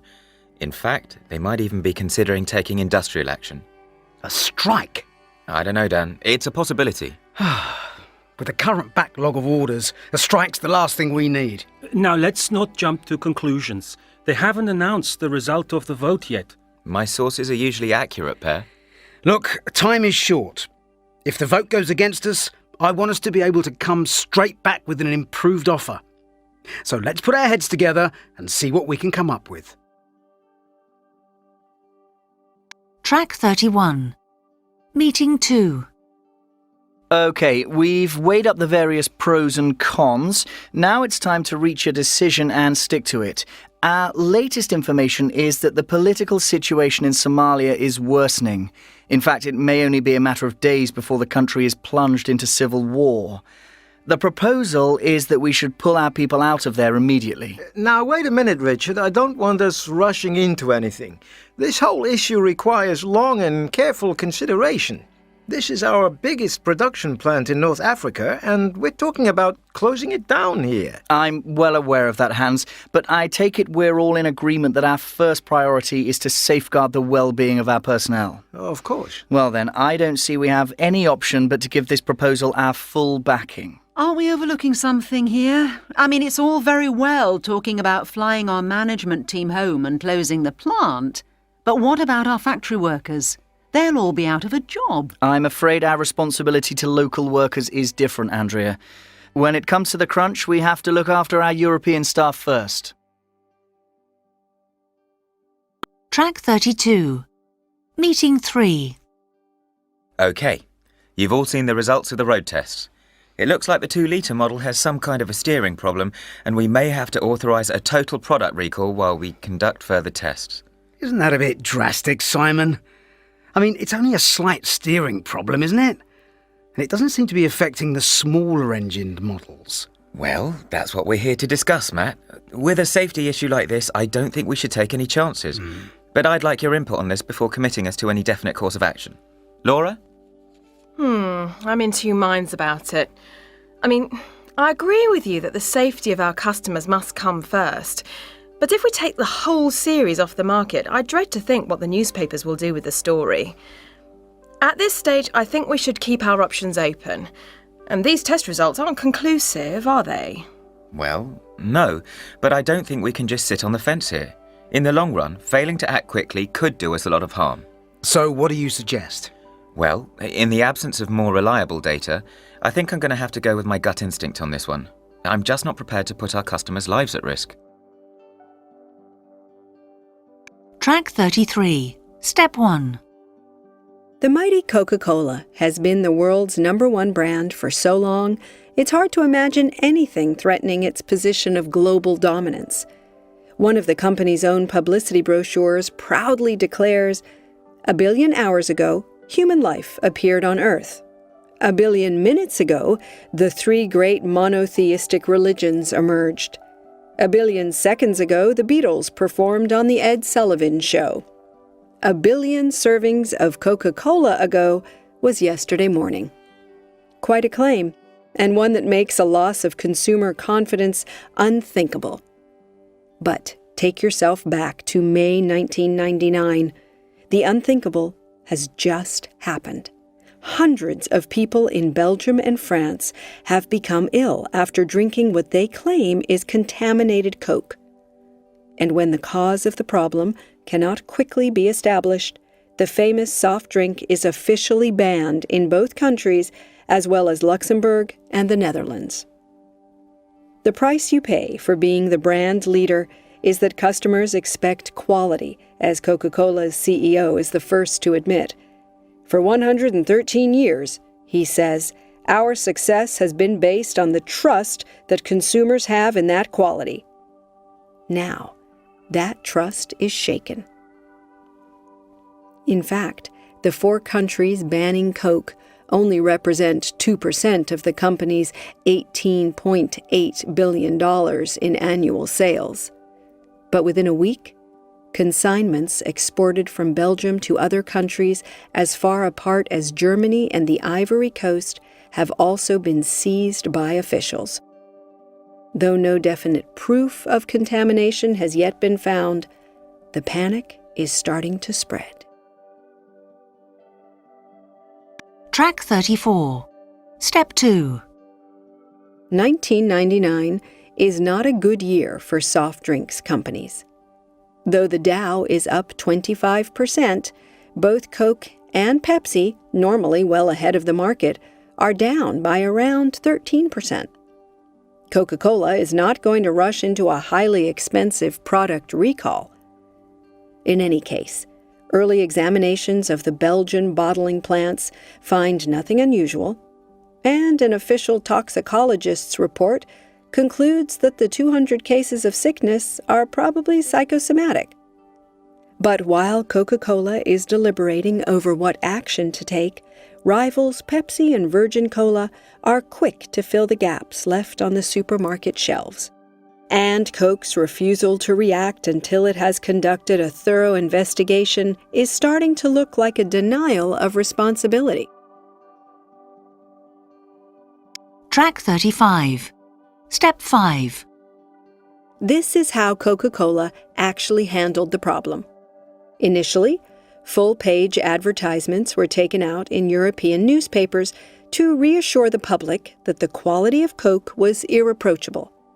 This was not totally successful, as the public at that time could still remember a similar contamination scare at Perrier some years before, and all the talk was of pesticides on fruit and mad cow disease. But fortunately, the source of the Coke contamination was eventually traced to a strange fungicide on cans shipped from Dunkirk and poor carbon dioxide at Coca-Cola's bottling plant in Antwerp, which makes the Coke taste a little different but does no real harm. It wasn't the Coke itself, but the cans that were contaminated. Coke took the necessary measures, and at enormous cost to the company, all 17 million cases of Coke were withdrawn. Finally, in a spectacular public relations coup, and as an apology to the Belgians who had been ill, Coca-Cola offered a free 1.5-liter bottle of Coke to each and every one of Belgium's 10 million citizens. Coke was immediately back in the stores. Track 36. Now, this next slide shows how performance varies with the level of stress. At very low levels, as shown by the yellow area, performance, health, and motivation are low. This state is referred to as understressed. It may be experienced by people who are unemployed or who have very boring jobs with too little to do. As the level of stress increases in the green area, performance improves and people feel more motivated. This state is known as eustress. That's EUSTRESS, or good stress. Many people need a moderate amount of stimulation and pressure in order to perform at their best. However, If the level of stress increases beyond a certain point, it becomes destructive and reduces levels of performance, motivation and health. This red zone is called distress. The first step in managing both your own and other people's stress is learning to recognize the symptoms of distress. Track 37. 1. I'm sorry, Mark. You must think I'm so unprofessional. Not at all. You're frustrated because the customer keeps changing his mind. It's perfectly normal, and it's better to get it off your chest. Thanks. 2. I just never seem to finish my to-do list. There just aren't enough hours in the day. You obviously need to prioritise. HR run a really good time management course. If I were you, I'd register straight away. In fact, I'm surprised you haven't already done it. Oh, yeah. Thanks, Jackie. 3. Look, Corey, even if I write the whole thing again, I'm sure it still won't be good enough for you. I understand how you feel. Would it help if Martha took over some of your regular work for a couple of weeks? That would give you more time, and then maybe you could work from home some days. Oh, yes, that would be great. Thanks. 4. Brett, I just can't go on like this. What's the matter? I don't want to talk about it. Was it Pete Jennings? Has he upset you again? Was it something he said? Do you want me to talk to him? No. No. Thanks. 5. Listen, Joe, how can you ask me to transfer to London when you know my partner's just found a good job here? Well, it's hardly my fault. I don't decide company policy. I'm just trying to do my job. Oh, right. Well, thanks. 6. That's the third time this week I've left after 8 p.m. I'm burning out here, Perry. It's just the time of year. It's always like this in November. You'll get used to it. Anyway, it's not as bad as January. Oh, great. Thanks. 7. What's the matter? I've just had my head bitten off by production. I ordered the wrong components again. I can't seem to go a week without putting my foot in it. I must be stupid or something. Oh, come on. It could happen to anyone. You're just going through a difficult period. It was an honest mistake. There's no need to feel guilty about it. Yeah, I suppose so. Thanks, Chris. 8. I'm never going to meet the new sales objective. It's just not fair. Not fair? Yeah, just because Marcus is always over target, you've raised everybody's objectives. I mean, come on, Georgie. We're not all sales superstars like he is. What would happen if you didn't meet your target? Well, I wouldn't get my bonus for a start. Uh-huh. How big a problem would that be? Well, not really that disastrous, actually, since the basic's gone up. It's just the principle, isn't it? But, yeah, if you look at it like that, I suppose it's not the end of the world. Thanks. Track 38. Welcome to the In-Company Business Podcast Career Spot. Forget about spelling, switch off your grammar check, and you just might email your way to the top of the corporate ladder. According to research by Professor David Owens of Vanderbilt University into what your email says about your career prospects, sloppy, hastily written emails are a clear sign of leadership potential. High-status people in a company, he says, send short messages and they have the worst grammar and spelling in the firm. This isn't because they are the least educated, they just don't have time to waste on the small stuff. Owens' study shows that high flyers invest more time in face mail, face-to-face meetings with those they need to liaise with or persuade. This leaves them just a few brief moments during the day to dash off emails confirming what was decided, making last-minute changes, and tying up any loose ends. Frequently, the emails of natural-born leaders are no more than a phrase. Fine by me. Let's do it. Okay, see you at the meeting. The neatly paragraphed 300-word email with a 5 megabyte attachment, on the other hand, is strictly for corporate losers. The message it sends is, my job is so undemanding and lacking in challenge or responsibility, I have hours to craft this email into a work of art. Reply to all usually indicates a time waster, whilst anyone who uses the blank carbon copy to secretly involve the boss in emails to colleagues is a poor player of office politics and definitely not to be trusted. Owens' research also reveals that anyone who has a habit of forwarding jokes or sending animated electronic greetings cards is destined never to reach the level of senior management. An overuse of smileys and other more elaborate emoticons further undermines professionalism and guarantees you won't be taken seriously. According to Owens, office jokers play an important social role. They boost morale and are unlikely to be fired, but they don't very often get promoted. But is it really true that bad email is good? A study attributed to Cambridge University and widely circulated on the internet claims that bad spelling, at least, is not much of a barrier to communication. And surveys suggest that when native English speakers receive emails from non-natives, the last thing they care about is the grammar. So, if you want to stay on the executive fast track, don't waste your time on email. You're supposed to be much too busy. Track 39. This week on Cyber Report, Terry Lancaster takes a look at some of the biggest email blunders ever made.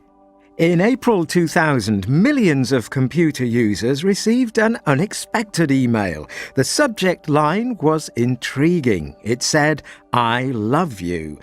Those whose curiosity got the better of them opened the message and unleashed what later became known as the love bug, a virus so lethal it has so far infected 45 million PCs and caused $8.7 billion worth of damage to computer networks worldwide.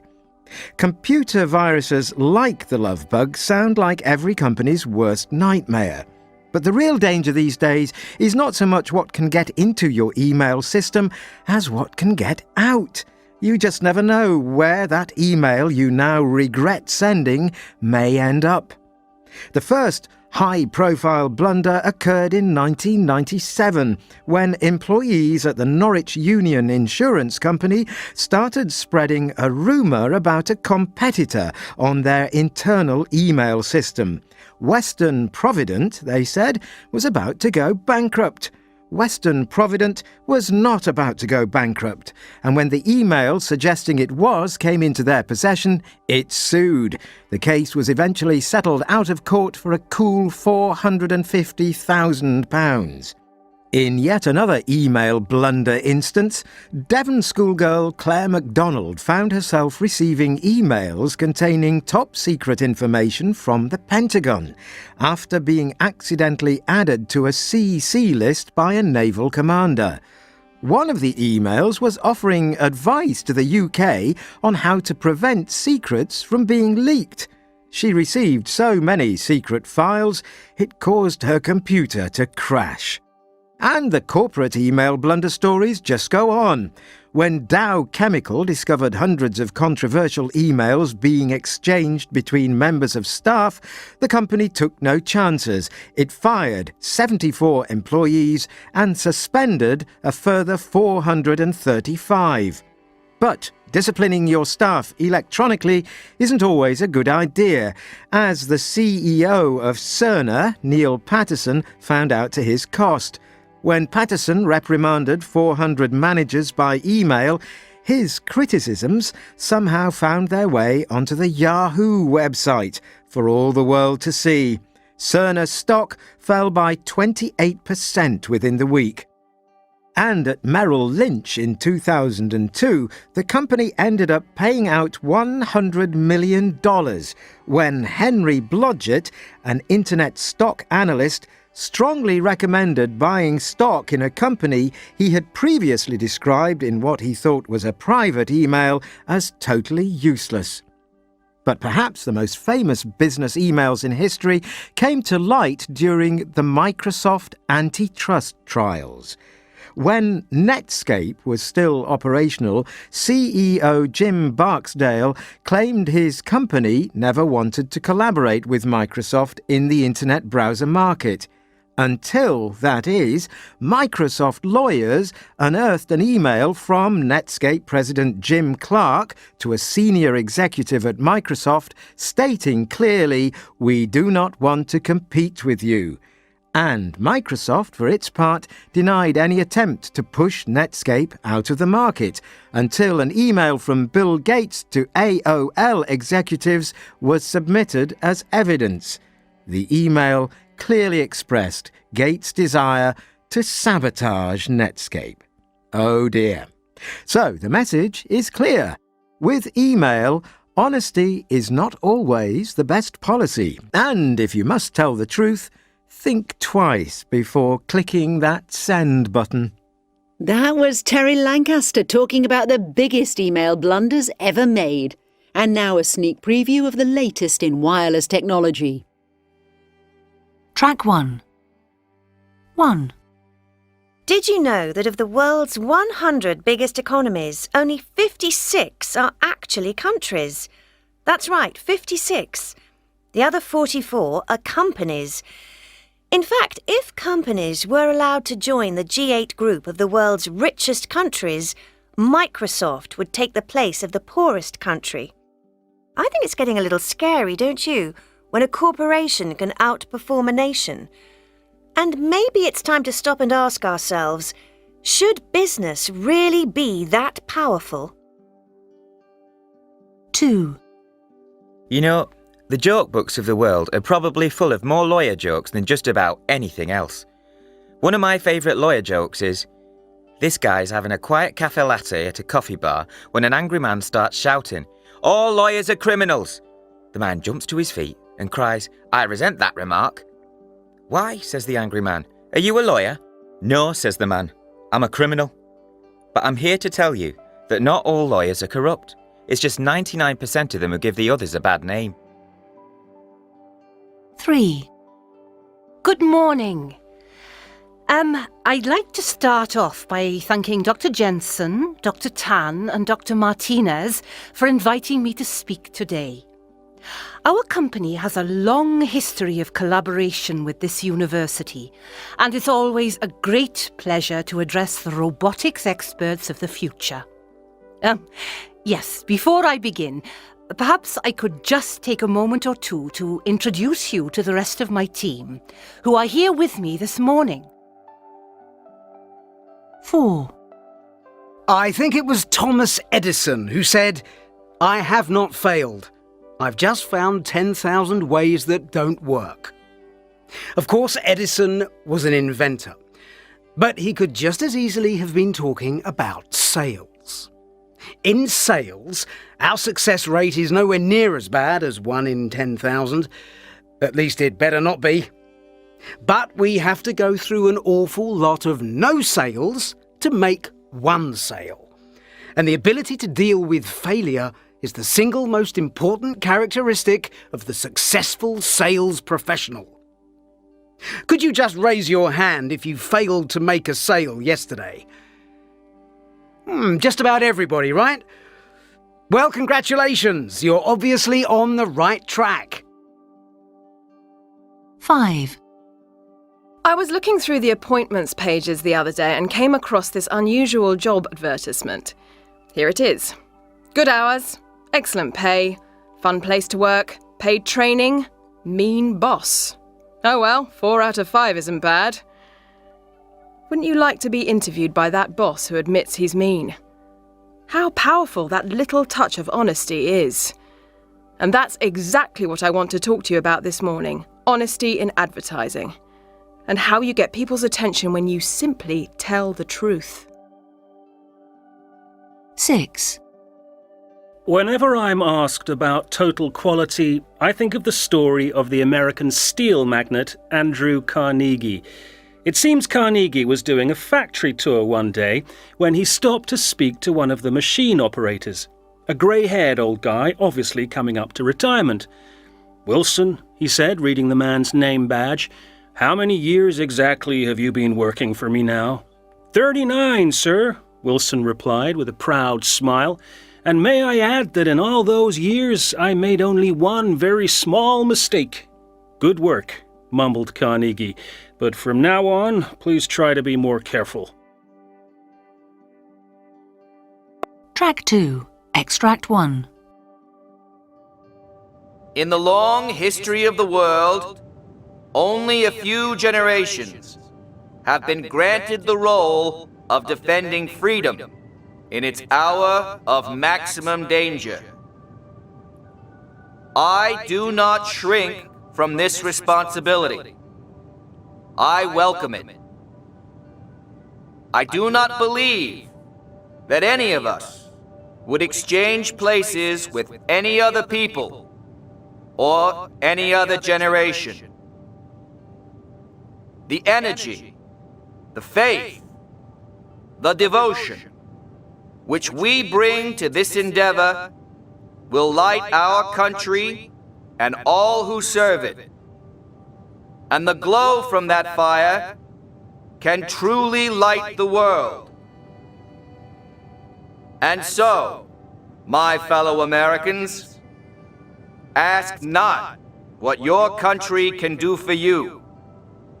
Ask what you can do for your country. My fellow citizens of the world, ask not what America will do for you, but what together we can do for the freedom of man.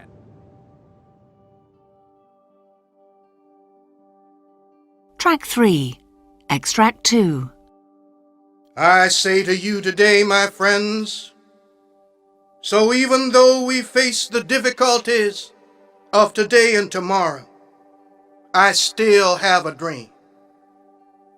It is a dream deeply rooted in the American dream. I have a dream that one day this nation will rise up and live out the true meaning of its creed. We hold these truths to be self-evident, that all men are created equal. I have a dream that one day, on the red hills of Georgia, the sons of former slaves and the sons of former slave owners will be able to sit down together at the table of brotherhood. I have a dream that one day, even the state of Mississippi, a state sweltering with the heat of injustice, sweltering with the heat of oppression, will be transformed into an oasis of freedom and justice. I have a dream that my 4 little children will one day live in a nation where they will not be judged by the color of their skin, but by the content of their character. I have a dream today. Track 4, Extract 3. These are the 2 great challenges of our time: the moral and political challenge and the economic challenge. They have to be faced together, and we have to master them both. What are our chances of success? It depends on what kind of people we are. What kind of people are we? We are the people that in the past made Great Britain the workshop of the world. The people who persuaded others to buy British, not by begging them to do so, but because it was best. We are a people who have received more Nobel Prizes than any other nation except America, and head for head, we have done better than America. Twice as well, in fact. We are the people who, among other things, invented the computer, the refrigerator, the electric motor, the stethoscope, rayon, the steam turbine, stainless steel, the tank, television, penicillin, radar, the jet engine, hovercraft, float glass, carbon fibers, etc. and the best half of Concord. Track 5. Extract 4. We are both humbled and elevated by the honor and privilege that you, the people of South Africa, have bestowed on us. As the first president of a united, democratic, non-racial and non-sexist South Africa, to lead our country out of the valley of darkness. We understand it still, that there is no easy road to freedom. We know it well, that none of us acting alone can achieve success. We must therefore act together as a united people for national reconciliation, for nation building, for the birth of a new world. Let there be justice for all. Let there be peace for all. Let there be work, bread, water and salt for all.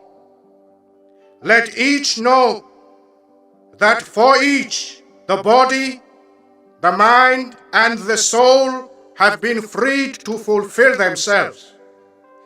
Never, never and never again shall it be that this beautiful land will again experience the oppression of one by another. Track 6. A. What's the main problem we're facing? The main problem is cash flow. B.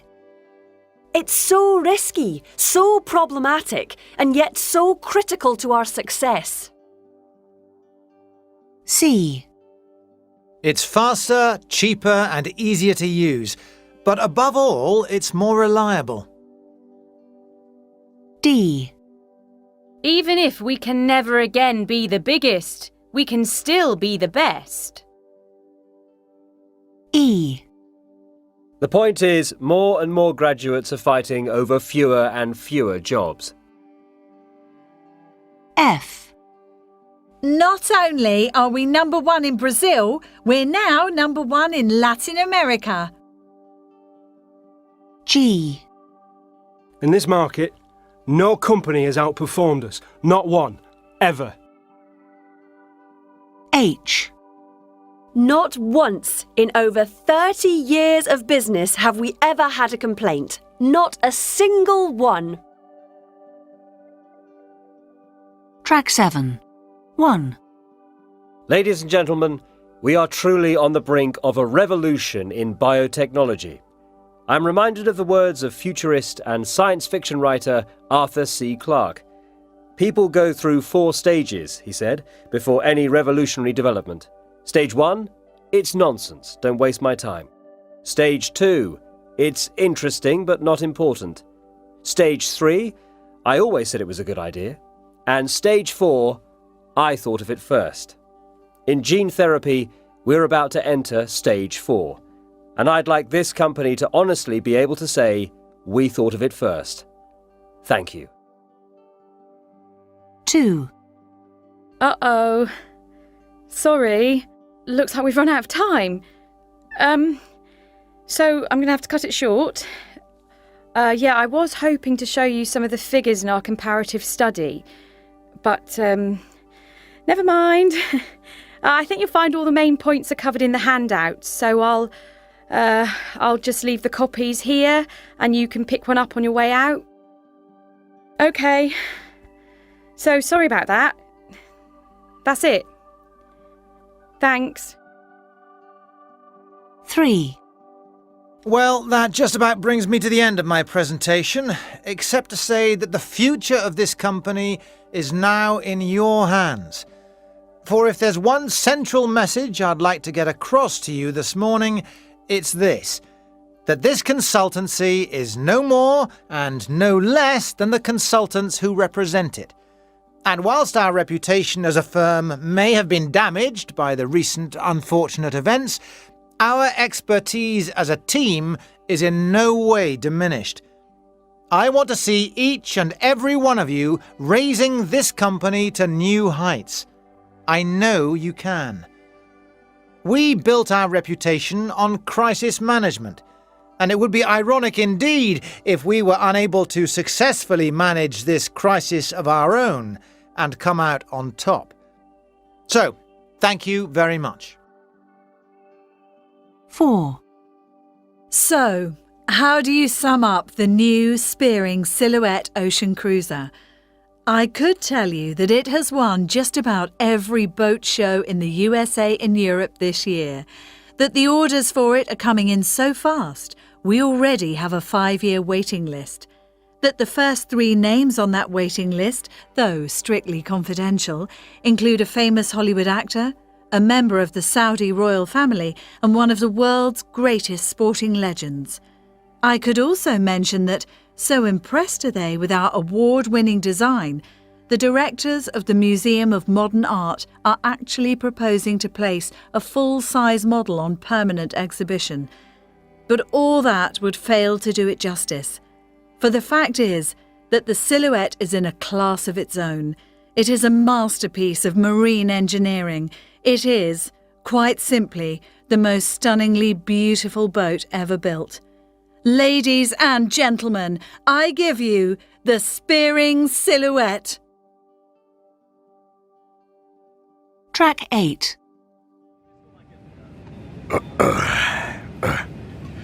I'm sorry I'm so fat. Name's Lucas Loomis.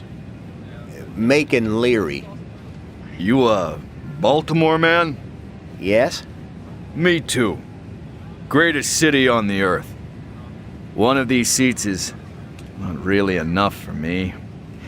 And the stupid thing is, I travel for a living. I demonstrate software to computer stores. What do you do, Mr. Leary? I write travel guidebooks. Is that so? What kind? Well, guides for businessmen. People just like you, I guess. Accidental tourist. Why, yes. Really? Am I right? Well, what do you know? Look at this. Gray suit, just what you recommend, appropriate for all occasions. See my luggage? Carry on. Change of underwear, clean shirt, packet of detergent powder. Oh, good. You're my hero. You've improved my trips 100%. I tell my wife, going with the accidental tourist is like going in a cocoon. Well, this is very nice to hear. Times I've flown clear to Oregon and hardly knew I'd left Baltimore. Excellent. I see you have your book for protection there. Didn't work with me though, did it?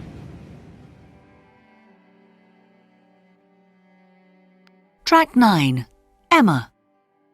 So, Emma, what's your worst flying experience? Well, I think the worst one's probably flying back from Bangladesh to Heathrow. It's quite a few years ago now, but I can still remember it. We were at the gate, ready to taxi to the runway, and suddenly there was this terrible hammering noise from outside the plane. A hammering noise? Yes. And the strange thing was that the cabin crew just seemed to be ignoring it. But all you could hear was this bang, bang, bang on the fuselage. After a while, some of the passengers were starting to get nervous, me included. I'm not surprised. Anyway, eventually, after we'd been sitting there for about 10 minutes with no announcement and the plane still not moving, I said something to one of the stewards, and they went and opened the door to see what was going on. And what happened? The pilot got in. You're joking. No! They'd locked him out. Seems quite funny now, but it didn't at the time. Enrique, what's the worst flight you've ever been on? Definitely the time I was flying from Malaga to Stansted in the UK.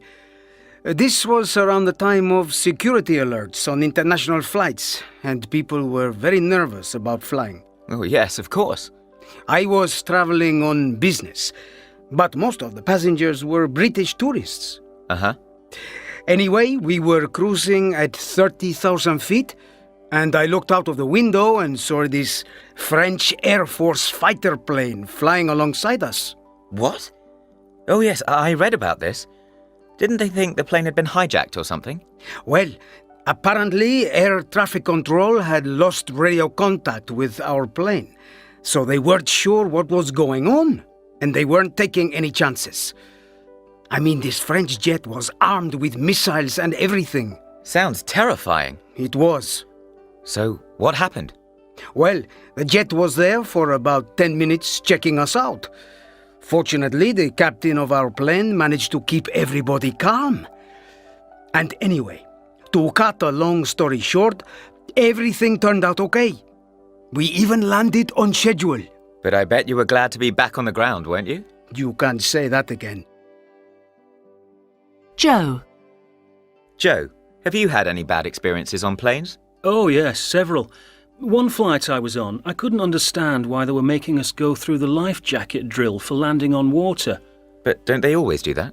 What, on a domestic flight from Manchester to London? Oh, right. I see what you mean. I'm not sure which flight path they were planning to take, but it goes nowhere near the sea. But that's nothing compared to one of my recent trips to Frankfurt. What happened there then? Well, we didn't land in Frankfurt. You were diverted?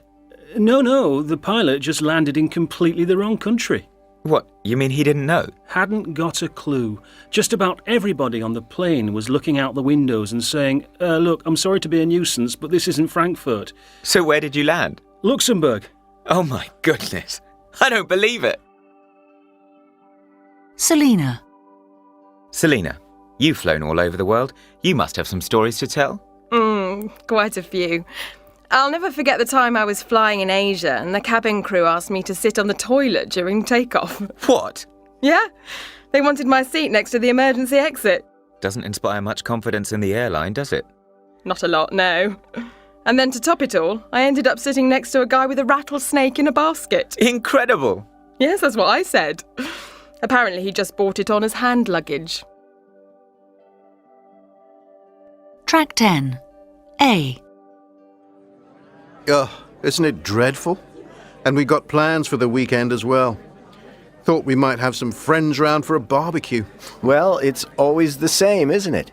You plan anything, it always lets you down. And it was so fabulous yesterday. Oh, yes, wasn't it? Never would have thought it could turn so nasty in just 24 hours. But that's Britain for you, I suppose. Heat wave in the morning, a downpour in the afternoon, and a howling gale by dinner time. Unbelievable weather. B. What on earth is that? Oh, don't think you'd like it. Look, it's seasoned with a bit of cinnamon and dried mint. Smells off to me. Oh, nonsense. It's really delicious. How about trying it? Cinnamon sounds a bit odd. And dried mint as seasoning?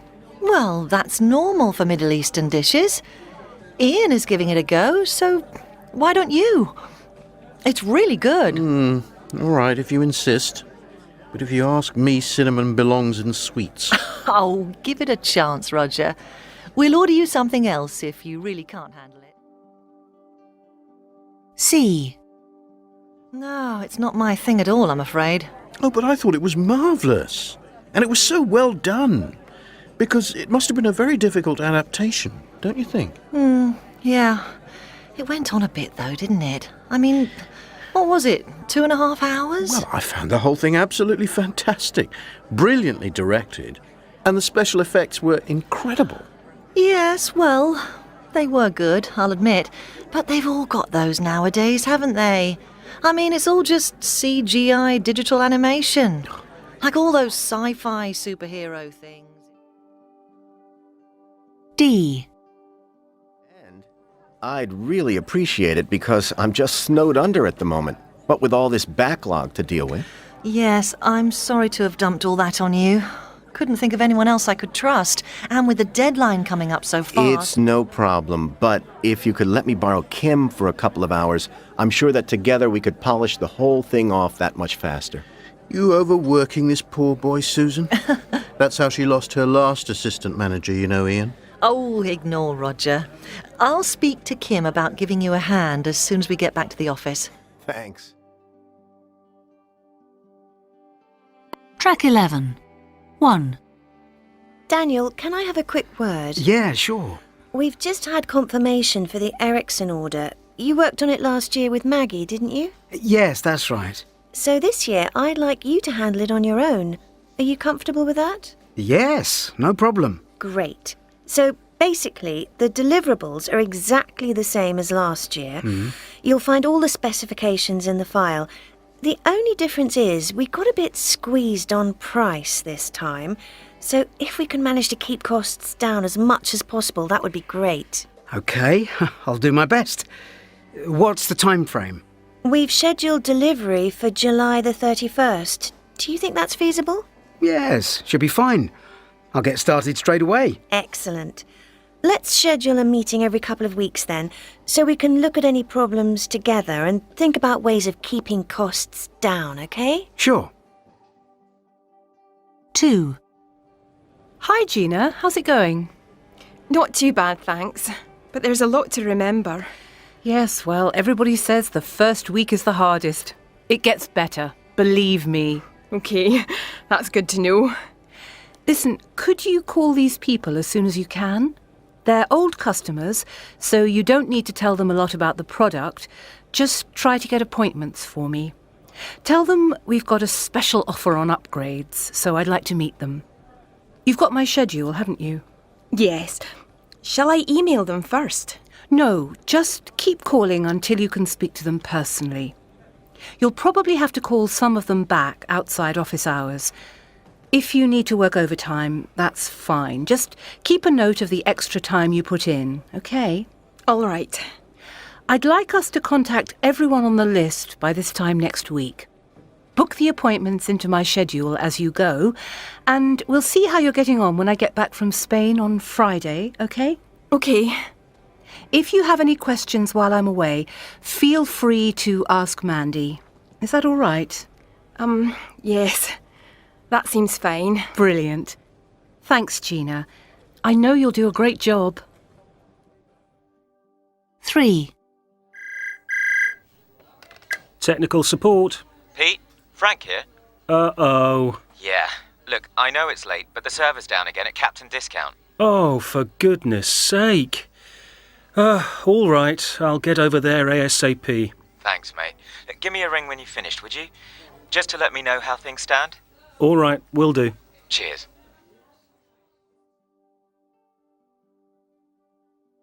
Track 12. This next slide shows how you can adapt your management style to different members of staff.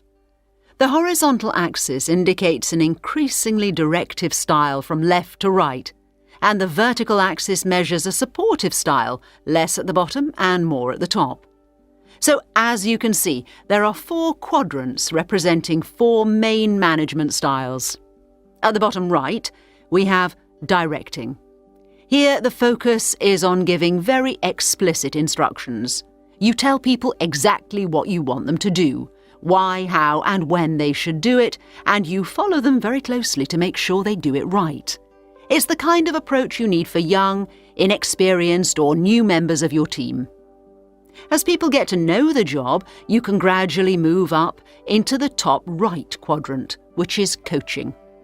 Here you can spend less time telling them what to do and more time working with them to develop their skills. Gradually, you can then move to the top left quadrant, which is supporting. Here, your main role is to make sure that they have the resources they need to do the job, and of course to continue setting objectives and checking achievement. If there are problems, you may sometimes need to move back towards a more directive style. Finally, the most experienced and expert members of your team will be happiest with a delegating style, here in the bottom left-hand quadrant. They are almost completely autonomous, setting their own objectives and evaluating their own results. Of course, they will always welcome a few words of support and thanks from time to time. Track 13. Since you're new here, I want you to meet your teams in London, Bangalore, and Tokyo. You need to do it right away. Oh, I'm really looking forward to meeting them, but it's going to take a week or more to get to all those places. Actually, they're right down the hall. Oh, a video conference. I wouldn't call it that. No? I think you'll be pleasantly surprised. Wow! Hello, everyone. This is Patricia. Hello from London. Tanya and Owen here. I'm Mohan. This is Seema. Greetings from Bangalore. And I am Hiro with my colleague Kumi from Tokyo. Hajimemashite. I really feel like I'm in the same room with all of you. This isn't the future. It's right now. With Cisco Telepresence, you feel like you're sitting across the table from other meeting participants, seeing them in full life-size images, making direct eye contact, hearing them talk left and right and center, making everyone sound like they're in the same room. Telepresence creates an in-person meeting experience over the network, where the quality's so good, it's as if you took a conference table and just split it in half.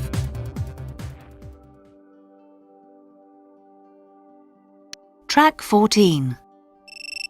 Oh, who on earth can that be? Where's the light switch? Oh. Hello? Pete, is that you? Yes. Who is this? It's Max. Max? Max, it's 2 o'clock in the morning. I'm sorry, Pete, but this is an emergency. Well, it had better be. I've got to be up in a few hours. I think you'd better get up right now, Pete. All hell's broken loose here. We're going to have to shut down the Hamburg plant immediately. What? It's the heat exchanger. We've got a leakage between the hydrogenation section and the oil heater. There's nothing we can do but stop all production straight away. Otherwise, the whole thing could go up. But Max, do you have any idea what you're saying? If you authorize a plant shutdown, everything grinds to a halt. We'll have container lorries backed up from Hamburg to Lübeck. Pete, do you think I don't know that? Tell me this isn't happening. It cost us millions last time. Okay, look, I have no idea how long it'll take me and Monica to get a flight, but we're on our way. I think that's best, Pete. I'll phone you to fix up a teleconference once we're airborne. Contact Francoise and Otto right away, will you? There's not a moment to lose. Okay. Monica, it's Pete. Look, I'm sorry to get you up at this unearthly hour, but there's been a disaster at the Hamburg plant. Yeah, better get dressed. I'll tell you about it on the way to the airport. Track 15. Extract 1. Okay, so we're just waiting for Otto. Francoise, you told him when to call in, right? Yes, I did. Perhaps he's still at the plant, or he may just be having problems getting through. Pete, where are you and Monica? Just left Vancouver about half an hour ago, Max. Should be back in 13 hours or so. Pete, I think we should just start. Yes, I think so too.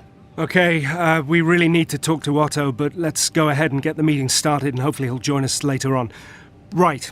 Well, as you all know, we've had a serious mechanical failure at the Hamburg plant, and basically, we've had to shut it down. There'll be time for a proper analysis of what went wrong later, but right now, we need a rescue plan. Max, could you first of all just fill us in on what's going on? When can we expect to get the plant up and running again? Well, Pete, it's difficult to say at the moment. My technicians tell me they can't get a replacement heat exchanger for at least 48 hours. And then it'll have to be fitted, of course. We're probably looking at 3 days. 3 days? It's worse than I thought. And is that your best estimate? 3 days? I'm afraid so, Pete. Well, that's that then. But I want us back in production no later than Thursday, Max, okay? Okay, Pete, I'll see what I can do. Track 16. Extract 2. Excuse me, Mr. Manser has joined. Otto, thank goodness you got through.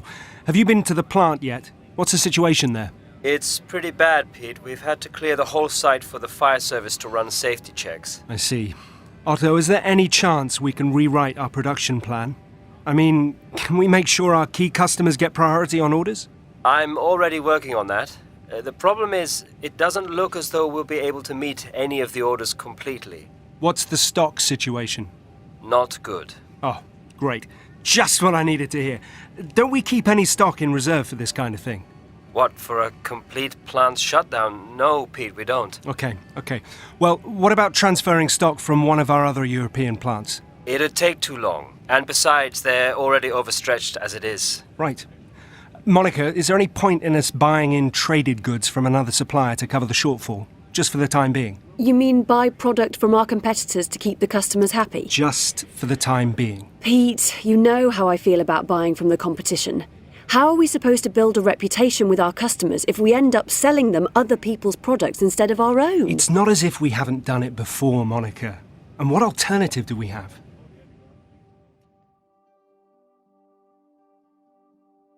Track 17. Extract 3. Okay, now we've got to make up this backlog of orders somehow.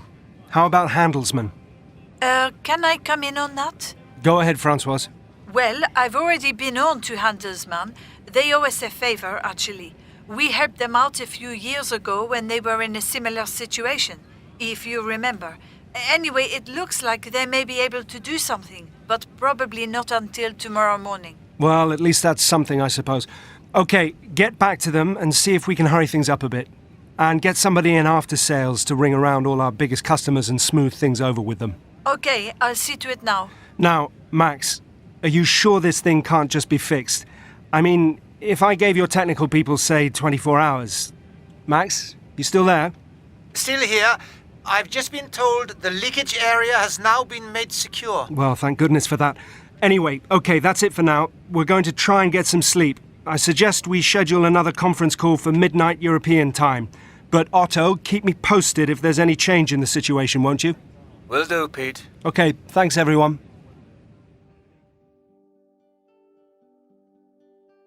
Track 18. The activity you just did is designed to demonstrate the critical importance in the negotiating process of relationship building. In your first negotiation, you probably didn't think much about your opponent's interests. And why should you? After all, it was just a stranger who you'd never meet again. But by concentrating on only one objective, you reduced the whole encounter to a single-issue negotiation, with little room for manoeuvre. This made it a simple zero-sum game. If I get what I want, you don't, and vice versa. In order to win at all costs, perhaps you became hostile and tried to preempt negotiation altogether by just grabbing the box off the other person. Or maybe you gave in completely, deciding it simply wasn't worth the hassle. Many professional negotiators act the same way if they think they are negotiating a one-off deal. As the negotiation ended in deadlock, perhaps you became desperate and resorted to emotional blackmail, inventing all sorts of reasons why your kid was more deserving than the other kid. In the second negotiation, on the other hand, there was a long-term relationship you wanted to maintain. The circumstances were exactly the same, but the prospect of one of you losing was no longer an option. By accepting the need to reach some kind of compromise, you were able to turn a head-on conflict into a problem-solving meeting. Now your main objective was to generate options, in the hope that you could create a win-win situation where you both got something you wanted. Track 19, Extract 1. Okay, so do I take it we're in agreement on volume? Well, just a minute. Wouldn't it be a good idea to talk prices before we go any further? Yes, of course. But in principle, you're happy about taking 40 cases, right? Well, in principle, yes. If the product's as good as you say it is. Splendid. That's settled then. But look, getting back to price for a moment. This would be just a trial order, you understand? sale or return, until we see how it sells. So, can you give us some idea of what kind of figure you were thinking of? 50 euros. 50 euros per case? No, per pack. Per pack? There seems to have been a slight misunderstanding. A pack is just 12 bottles, right? Yes, that's right. Is this meant to be some kind of joke or something? 50 euros per pack? That's over 4 euros a bottle. By the time we've added a decent margin, you realise we're looking at a retail price of 7 euros minimum? How am I supposed to sell a 1 litre bottle of water for 7 euros, Mr. Koivisto? Miss Barrett, ozone is an innovative premium product, a pure oxygen-enriched drink. We're not talking about a bottle of Perrier here. Well, that's as may be, but 7 euros. Ozone is an exciting opportunity to get in at the start of a new trend in luxury health drinks. Well, there's no way on earth I'm paying you 4 euros for a bottle of oxygenated water, Mr. Koivisto. With respect, your prices are simply not competitive. Miss Barrett, there are no competitors in this market. Ozone is a unique product, and at 4 euros, well, I'm afraid that really is our absolute bottom line. So you're saying it's take it or leave it? I'm afraid so. Well then, I think I'll have to leave it. What? Now, just a minute. You said on the phone you might want 100 cases. That was before I knew your water was more expensive than Chanel No. 5, Mr. Koivisto. OK, look, let's set the price issue to one side for the moment, shall we? Tell me a bit more about the product. Track 20. Extract 2. OK, I'll tell you what I'll do. If you order 250 units today, I can offer you not our usual 5, but a 6% discount, free delivery, and I'll throw in 12 months free parts and service as well. Now, I can't say fairer than that, can I? Of course, that's only if you can give me the order today. Can't hold the offer, I'm afraid. Well, Robert, isn't it? Rob. Call me Rob. Well, now, Rob, we appreciate the free service and delivery, but to be honest with you, what we'd really like to see is a bit more movement on price. I'm afraid a 6% discount is not quite what we had in mind. We were hoping for something a bit closer to 10. 10%? I don't think I could stretch as far as that. Not unless this was a substantially bigger order. Oh, come on. You'll have to do a lot better than that, Mr. Hayes. You're not the only precision tool manufacturer, you know. Hold on, Gavin. Let's hear Rob out. Well, frankly, I think we're wasting each other's time here. We've already been offered a much better deal by Magnuson's. Now, wait a minute. Surely we can sort something out here. Rob, would you be willing to meet us halfway? How do you mean? Well, if you were to offer us an 8% discount, we might be in a position to increase our order, say, by 50 units. But we'd need to see a bit more flexibility on terms of payment. Maybe on installation costs too. Well,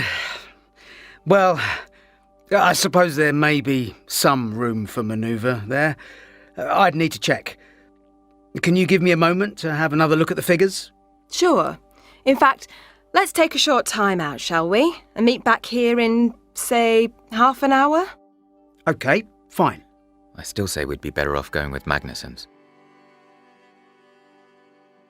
Track 21.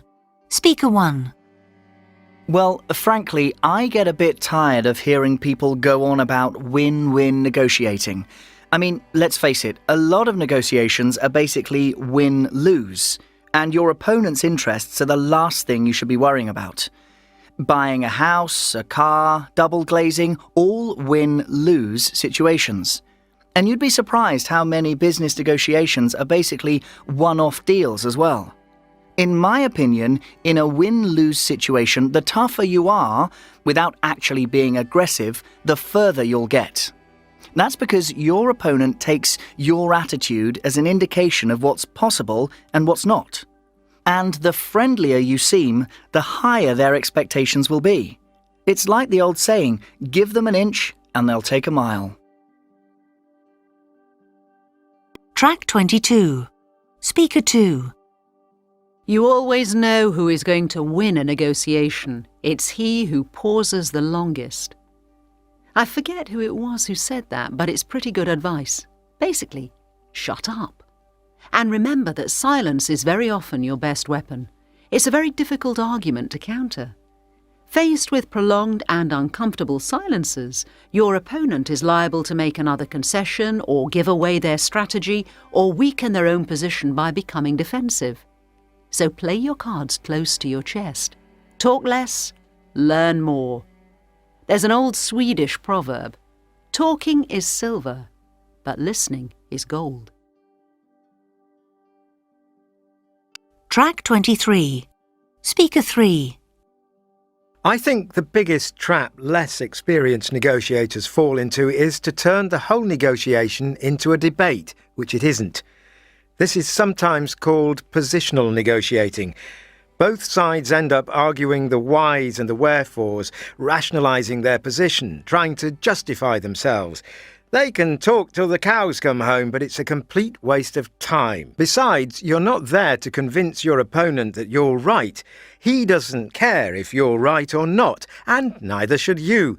You're there to explore both sides' interests, generate options and trade concessions, preferably giving away things that mean little to you but a lot to him, and receiving the opposite in return. This is interest-based negotiation. Discovering the needs, desires and fears behind your opponent's position and working on those. The two phrases you need most of all are if, then, if I give you that, then what do I get, and what if? What if we looked at this another way? What if we did this instead? Track 24. Tess? Mr. Logan, it's Kate and Miles to see you. Oh, good. Send them right in.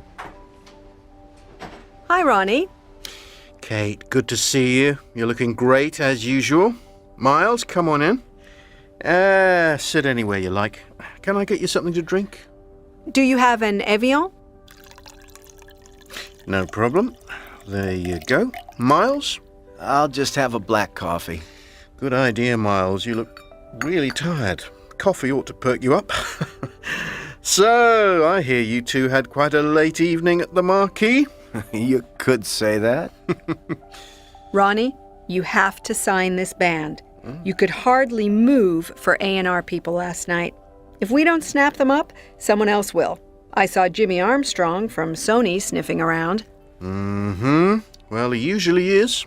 Yeah, and EMI were there as well. This band's hot. You listened to the demo I sent you, right? I did. And? Well... Oh, come on, Ronnie. These guys are the best thing to come out of Ireland since U2, and you know it. I wouldn't go as far as that, Kate. They sound a little inconsistent on the demo. They need to work on a clear musical identity, if you ask me. Well, maybe they need a little help in that direction. We can work on that.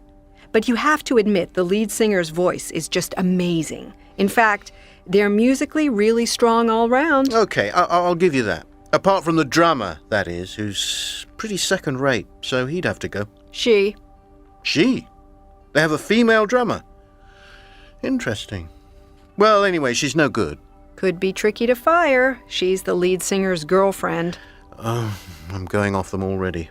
Ronnie, believe me, the Penitents are a class act. And I'm not easily impressed, you know that. True, you're not. Miles, meet the woman who turned down Oasis. Fine by me. I never liked them. I thought we weren't going to talk about that anymore. Okay. Well, what do the Penitents look like? No, let me guess, like they haven't eaten a hot meal for a week and they cut their own hair, right? Not at all. The lead guitarist looks like Keanu Reeves. The drummer's fabulous, even if her drumming's a little off. In fact, they're all pretty glamorous. Ronnie, I have a good feeling about this one. Okay. Call their manager and set something up. But not next week. I'm at the MTV Awards. Okay, I'll do that. Oh, and by the way, you might want to tune in to VH1 at 8 this evening. They're being interviewed live. They are? Well, why didn't you say so before? Look, give me their manager's number. I might just call him myself this afternoon. Track 25. Okay, take a seat. Now, look, you both know why we're here. Henri, you've been struggling to get the Panama project completed for weeks. What? No, hear me out, Henri. I've got another meeting in an hour, and we really must sort this situation out today. In fact, I probably should have intervened earlier. Now, for one reason or another, you've been having difficulty bringing this project to completion. I brought Elena in to help you out, thinking it would make your life easier. And since then, you two have done nothing but fight, and the project seems to be further behind schedule than ever. Now, can somebody please tell me what on earth's going on? Elena? Well, it's Henri. He's totally disorganized. I mean, I'm not surprised he's so far behind schedule. He can't work to a deadline. We've got no proper milestones in place for this project. I've tried working with him, but it's just hopeless. I am not totally disorganized, Elena. Just because you're obsessed with ticking boxes at every stage of the project and I'm not, does not make me disorganized. In fact, I never asked for your help in the first place. I was getting along just fine without you, thanks very much. How could you be getting along just fine? Why do you think I was brought in? I've no idea. I certainly didn't request your assistance. People! And I didn't ask for the job either, Henri. I've got better things to do than sort out your problems. Right, everybody, just hold it right there. Okay, that's it. I've had enough of this. I'm sorry, James. If you want to discuss this matter with me in private, we'll need to arrange another meeting. Henri! I'll be in my office if you want me. Well, that went well. Track 26. OK, let's get started, shall we? Well, I'm Kay, and as you know, James has asked me to mediate this session. He thought that maybe someone from a different department might be in a better position to help you resolve your issues. Is that OK with both of you? Mm-hmm. OK, good. Now, it's Elena and Henri, isn't it? Yes. All right. Well, first of all, let me say that everything you say in this meeting is totally confidential. Nothing goes outside this room. And of course, I'm completely impartial in all this. I have no personal interest in how you resolve your differences. I'm just here to try and make sure we explore every option, okay? Mm-hmm. Mm-hmm. Now, 1 or 2 rules to make this meeting more productive. We'll speak one at a time, if possible, so please try not to interrupt each other. If you've anything to say, make a note of it so you can make your point when it's your turn to speak. And if you need to talk to me privately at any stage, just let me know, all right? Okay. Now, Henri, let's start with you, shall we? How do you see the situation?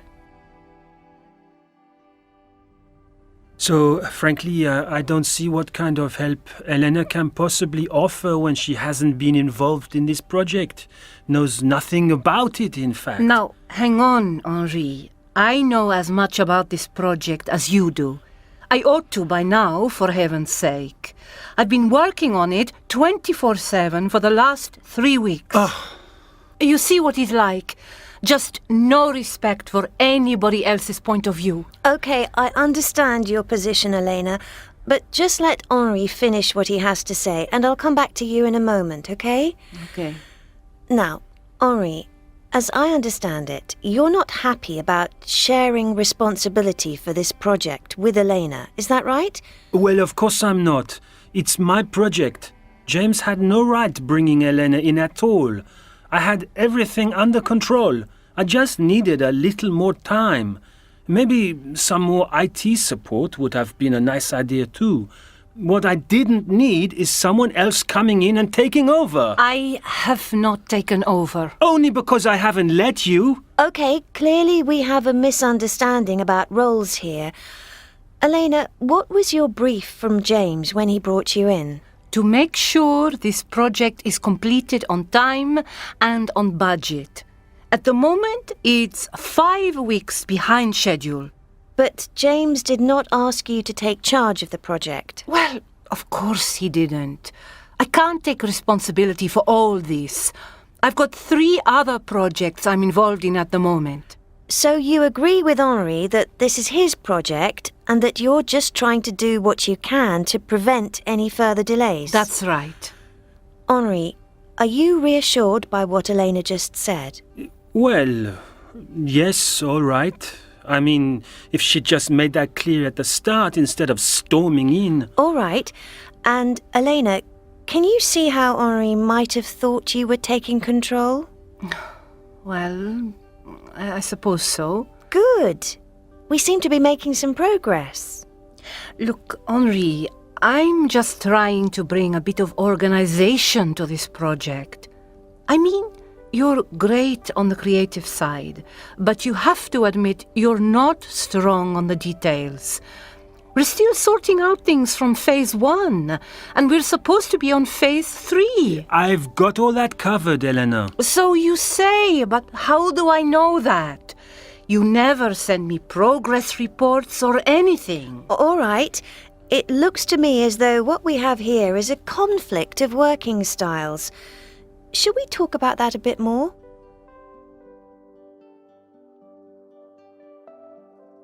Track 27.